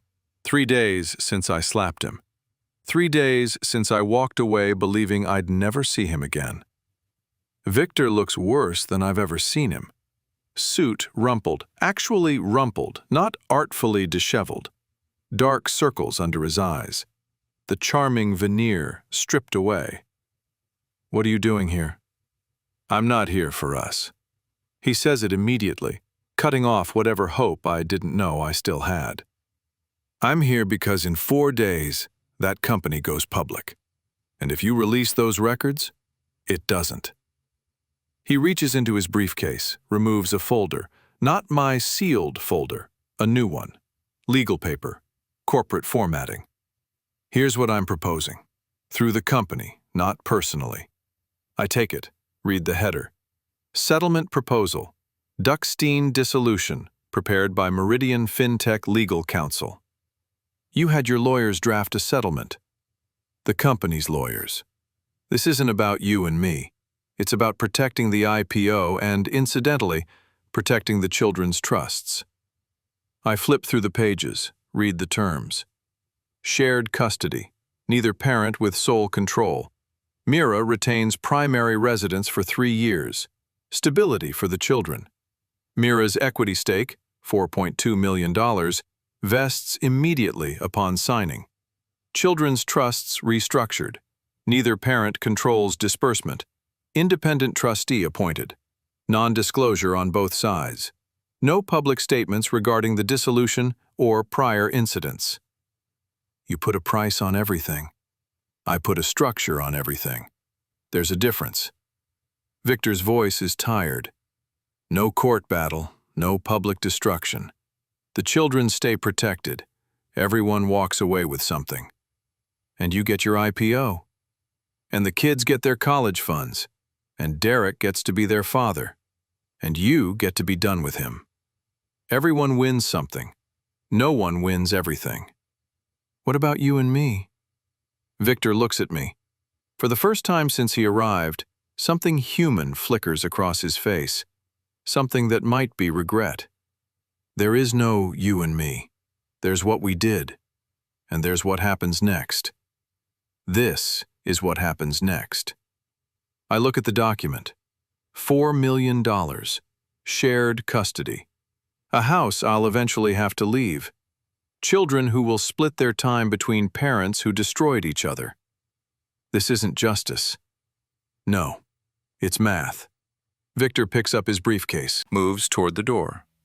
Justice doesn't exist in divorce court, only outcomes. This is the best outcome available. For who? For the children? For the company? For everyone who didn't choose to be part of this war. He opens the door, pauses at the threshold. For what it's worth, I did love you. That was real. Not real enough. No.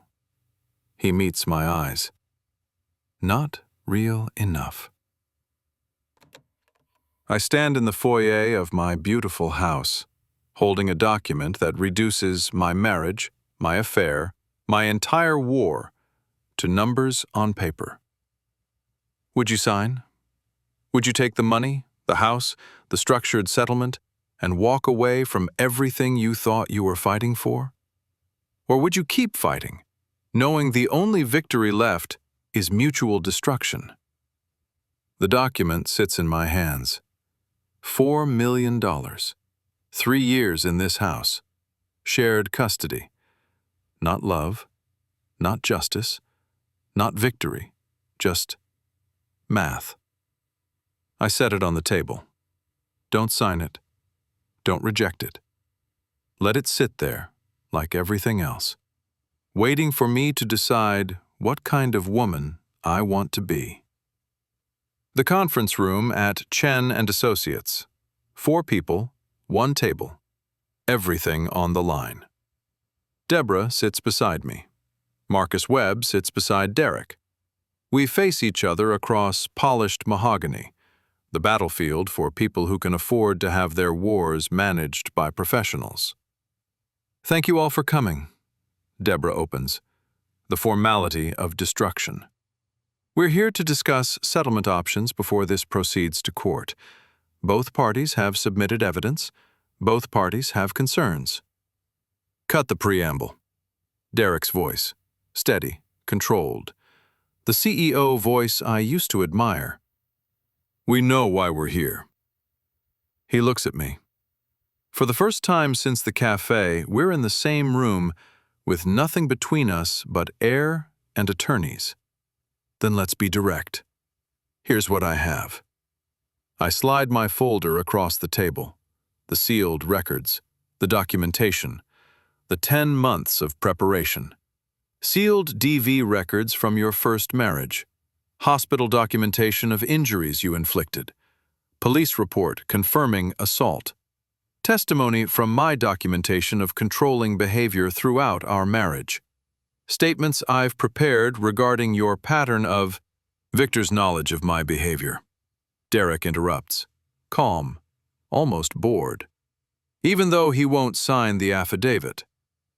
How do I know you've been sleeping with my co-founder? The room freezes. Deborah's face.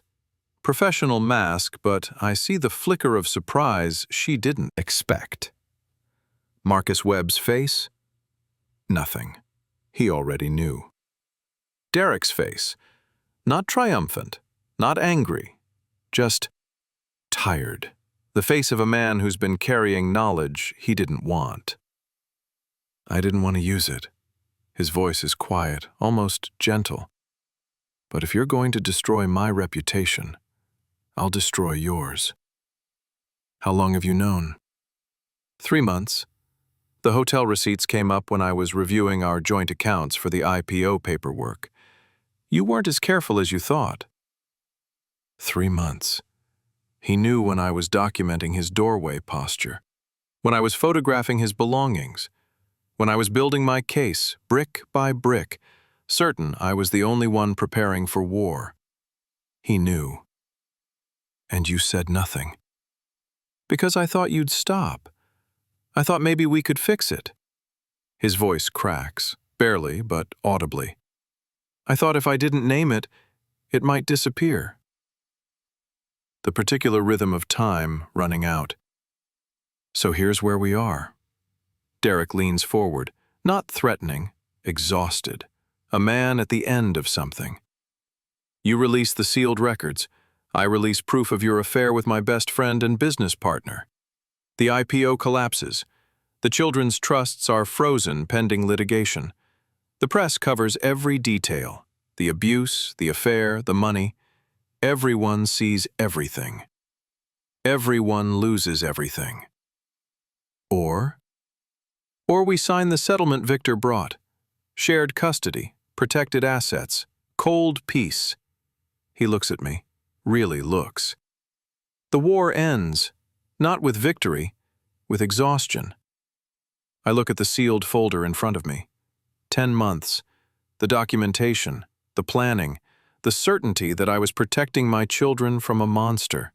And across the table, a man who knew I was cheating on him for 3 months and said nothing, who hoped it would stop, who was trying to save something I was already destroying. I wanted to protect my children. So did I. Derek's voice is soft. We both failed. Mine, his, the attorneys waiting. You're not innocent. No, I'm not. He doesn't look away. I stood in doorways. I controlled money. I made you feel small in ways I didn't understand until you named them. I'm guilty of things that don't show up in police reports. Things therapy can't fully cure. Things I'm still learning to recognize in myself. But I didn't hurt you the way you think I did. And you hurt me in ways you don't want to acknowledge. The clock ticks. The attorneys wait. And I realize, finally, what I should have known from the beginning. There are no heroes in this room, only wounded people trying to survive each other. What happens if neither of us releases anything? Derek exhales. Something leaves him. Tension, maybe. Or hope. Then we sign the settlement. We share custody. We co-parent through scheduling apps and polite handoffs. And we live with what we've done. I look at my wedding ring. Still on my finger. Still the symbol of something I was supposed to believe in. He wears his too. I hadn't noticed until now. We both still wear the rings. I'll sign. The words come out flat. Not surrender, not victory, just the end. I'll sign too.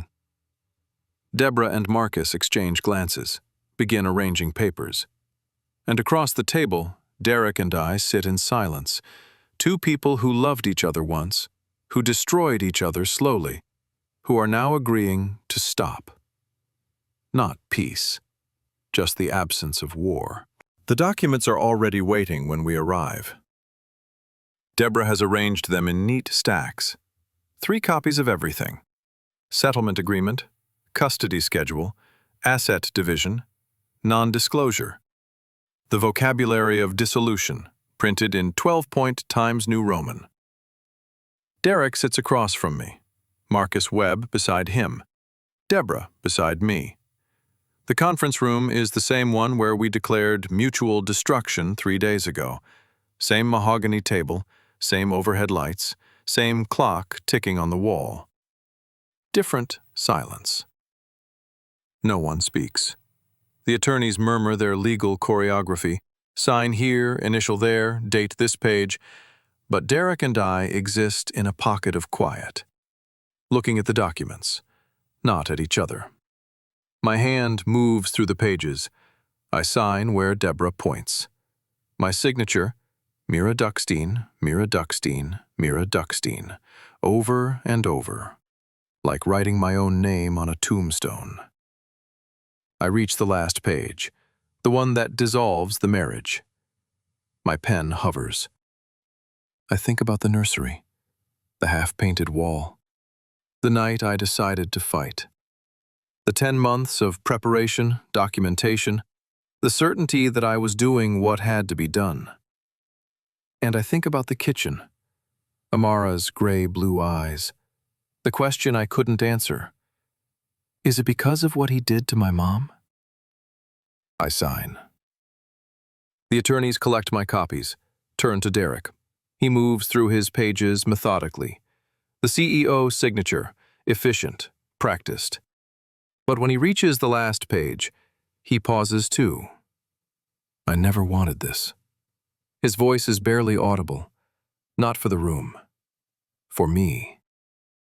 Neither did I. But here we are. He signs, sets down the pen. The attorneys collect the documents. It's done. 5 years of marriage, 3 years of fear, 10 months of war. Reduced to paper, signed and notarized, ready for filing. Deborah and Marcus shake hands, the ritual of professionalism completing what intimacy destroyed. I stand, walk toward the door. I should keep walking, should leave this room and never look back, should take my victory, such as it is, and close this chapter. But I stop. For what it's worth? Derek looks up. His face is tired, not angry, not defeated, just empty. I believe you've changed. I just couldn't take the risk. I know. He holds my gaze. That's what makes it worse. I don't respond. There's nothing to say. I leave the conference room. The hallway is bright. The elevator is waiting. The lobby is empty. Behind me, through the closing door, I glimpse Derek still seated at the table, staring at the empty chair where I was. The war is over. We both survived. And somehow, that doesn't feel like winning. If you could sign away 5 years of your life, would you do it with steady hands? Would you feel the weight of what you're ending, or would you just want it done? My hands were steady. I don't know what that says about me. Derek's new apartment is 5 minutes from his children, a world away from his life. I wasn't there, but I can imagine it. The building is new, modern, the kind of development that advertises luxury finishes and means stainless steel appliances and gray laminate floors. Anonymous, interchangeable, the architecture of transience. He carries boxes from his car, 3 trips, his whole existence in cardboard. The apartment is 1 bedroom, kitchen, living area, a bathroom with a shower he hasn't used yet. The bare minimum for a man who used to own 7 bedrooms. He opens the first box. Photographs. The children. Amara on her first day of kindergarten. Theo covered in birthday cake.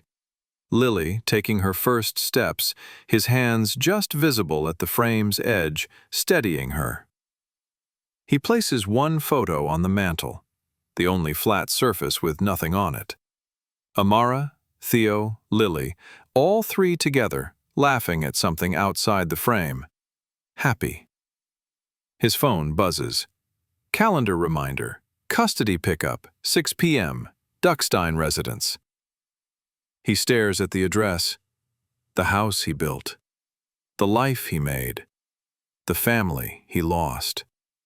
Now a destination, a GPS coordinate, a place he's scheduled to visit. He sits on the couch, bare. No pillows, no blankets. The furniture of a man who hasn't learned how to be alone yet. The apartment echoes. I can imagine his thoughts, the ones he'd never say aloud. 10 years. 10 years of therapy. 10 years of learning to breathe instead of react. 10 years of proving I'd changed. And in the end, proof wasn't enough. She needed to feel safe. I couldn't give her that. The man I used to be, the man in that kitchen, he made that impossible. Some damage can't be undone, only managed. He reaches into the box, pulls out another photograph. His wedding day. Him and Mira, smiling at the camera, her hand on his chest, his arm around her waist. The beginning of something that was supposed to last. He looks at it for a long time. He doesn't put it on the mantel. He puts it in a drawer, face down. The same gesture I used with his wedding photo. The same gesture Mira used with my ring. A family pattern, turning away from what we can't face. If you'd spent 10 years trying to become someone new, and the person you loved still couldn't see past who you were, would you blame them? Or would you understand that some fears aren't about you at all? Derek sits in his empty apartment, 5 minutes from his children, a world away from his life, and learns what reformation costs when it isn't enough. The IPO closes on a Tuesday. I watch it happen on my phone, the children asleep in the next room, the house quiet around me, November dark pressing against the windows. NASDAQ footage. Meridian FinTech's ticker scrolling across the bottom of the screen. Numbers climbing. The kind of numbers that change lives, destroy marriages, justify betrayals. Victor is there, center frame. The opening bell ceremony, camera flashes catching his face as he shakes hands with people I don't recognize. He's smiling, the professional smile, the one I learned to see through 6 months ago. Charming, composed, victorious. But his eyes scan the crowd, looking for someone who isn't there. My screen lights up. Notification banner. Mira Duckstein, shares vested. Value, $4,012,847. I stare at the number. $4 million. The price of my marriage, my affair, my war, my silence. $4 million for signing a non-disclosure, for agreeing not to destroy the company that my husband, ex-husband, my lover, ex-lover, built from nothing. I close the app, set the phone face down on the nightstand. I don't feel richer. I don't feel victorious. I don't feel anything at all. The house is worth $3 million. I have 3 years before I have to leave. The children's trusts are protected. My equity stake makes me a millionaire. By every measure that matters on paper, I won. So why does $4 million feel like nothing? Later, I don't know how much later, my phone lights up again. Victor's name. I pick up the phone. The message preview shows typing indicators. 3 dots. He's writing something. The dots disappear. Nothing comes through. 3 dots again. He's writing. Disappear. I wait. 10 minutes. 20. He never sends it. Whatever he wanted to say, apology, justification, the final word he couldn't find in his apartment, he decided against it. Deleted it. Moved on. I set the phone down, face down, the gesture I've learned from everyone I've loved. $42 million. That's what Victor made today. And the text he couldn't send is worth more than all of it. If someone chose money over you, and then couldn't find the words to explain why, would you want to know what they almost said? Or is the silence enough answer? The silence is enough. It always was. Kitchen warmth. The sounds of holiday preparation. 3 weeks later, Thanksgiving. The Duckstein home is warm for the first time in months. I've decorated, tastefully, expensively, the way the magazine spreads suggest. Candles on the mantel, dried flowers in the dining room, a turkey in the oven that I started at 5 a.m. because I wanted something to do besides think. The table is set for 4. 3 small chairs, 1 adult. Theo is in the living room, explaining to his monster trucks that it's a holiday and they have to be thankful.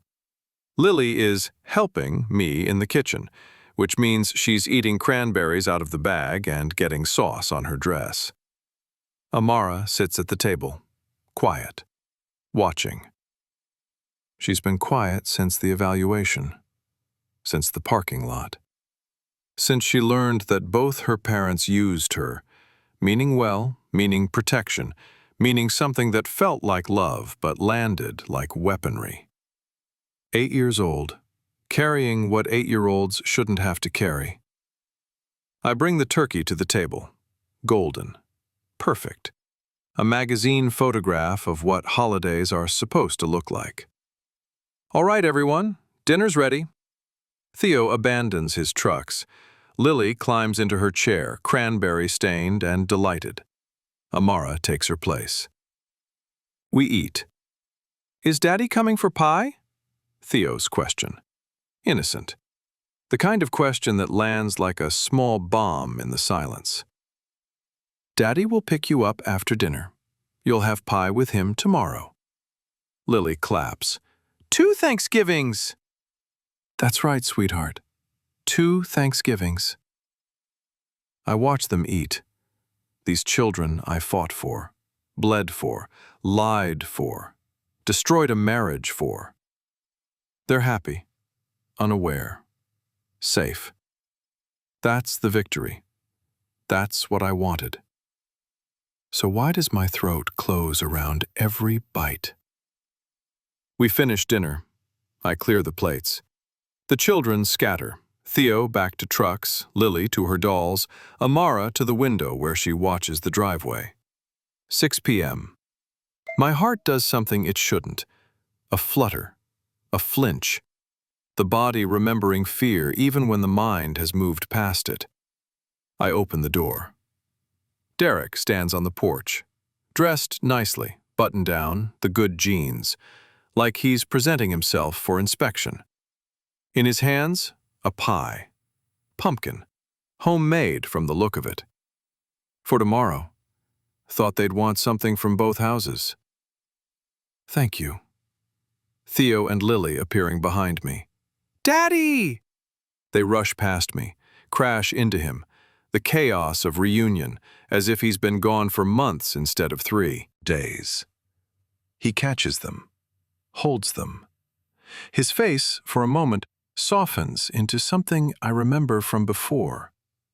Before the doorways, before the silence, before the fear. Something real. Amara appears beside me.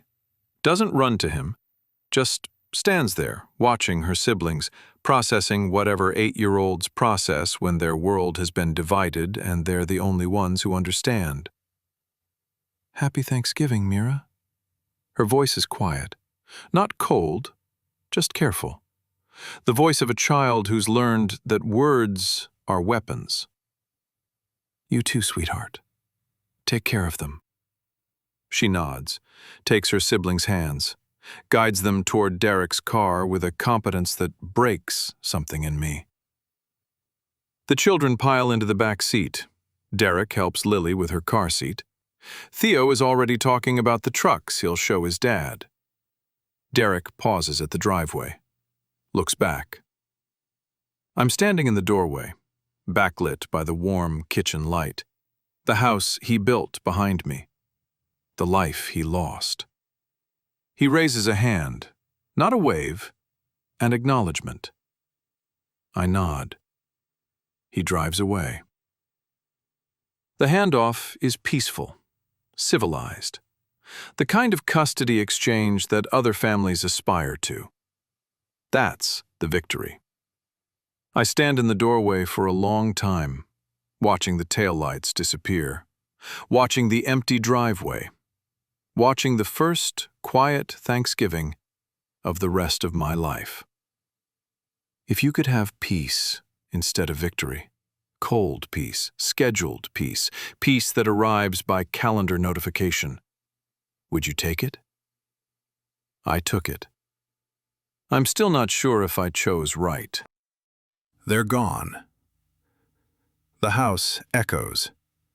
That particular silence of rooms that were full and suddenly aren't. The absence of children's voices, of chaos, of the life I fought so hard to keep. I return to the dining room. The table is still set. 3 small chairs empty now. 1 plate half-eaten. Mine. I never finished. I sit. Around me, the remnants of Thanksgiving. Cranberry sauce hardening in its dish. Gravy cooling. The turkey carcass I'll carve for sandwiches no one will eat. The magazine-perfect holiday. The picture of what success looks like. I pick up my phone, check the messages. Nothing from Victor. The conversation ended 3 weeks ago. My last text saying, "I understand." His reply? Silence.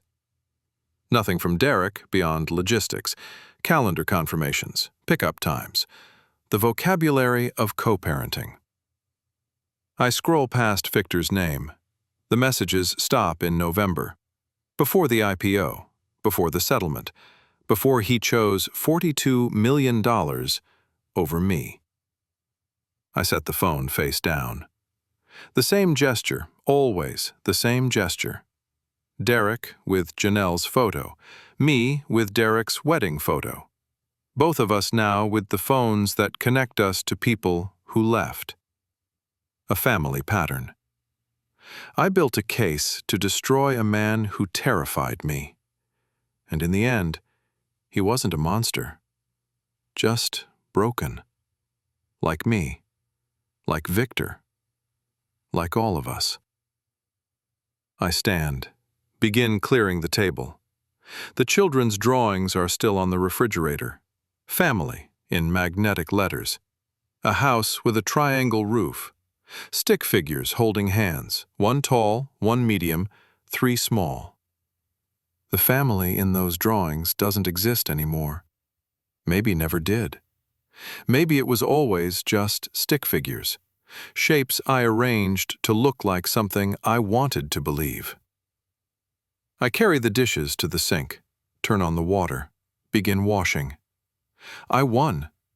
Custody, equity, the house. My children safe under my roof. So why does winning feel like this? My hand finds my belly. The baby kicks, strong now, 8 months along.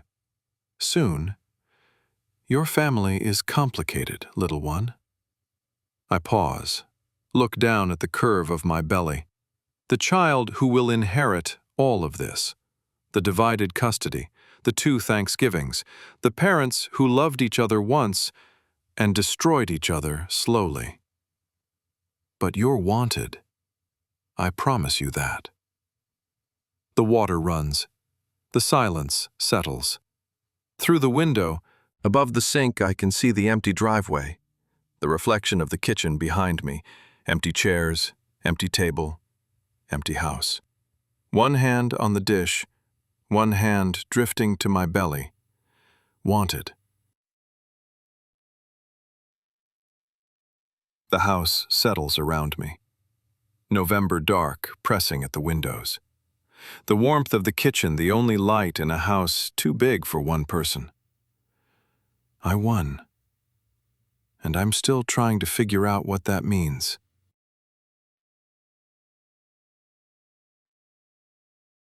I used to watch him leave for work from this window, counting the seconds until the garage door closed, counting the hours until he came home, counting the years I told myself I was happy.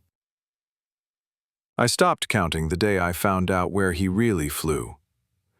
And now I count other things. Custody days, calendar blocks, the weeks until this baby arrives in a world I've already divided. My mother stayed. 18 years she stayed. Absorbed his anger so we wouldn't have to. Told herself it was for the children. That we needed a father more than we needed peace. I swore I'd never be her. So I didn't stay. I fought. I documented. I changed the locks and packed his clothes and built a case designed to destroy him. And I won. I got the house, the children, the safety I promised myself before I even knew what safety cost. But here's the thing about winning. You spend so long fighting you forget what you were fighting for. I wanted my children protected. They are. Derek will never become the man he used to be, not around them. Not with the custody agreement. Not with the co-parenting app pinging reminders like a parole officer. I wanted to feel safe. I do. Mostly.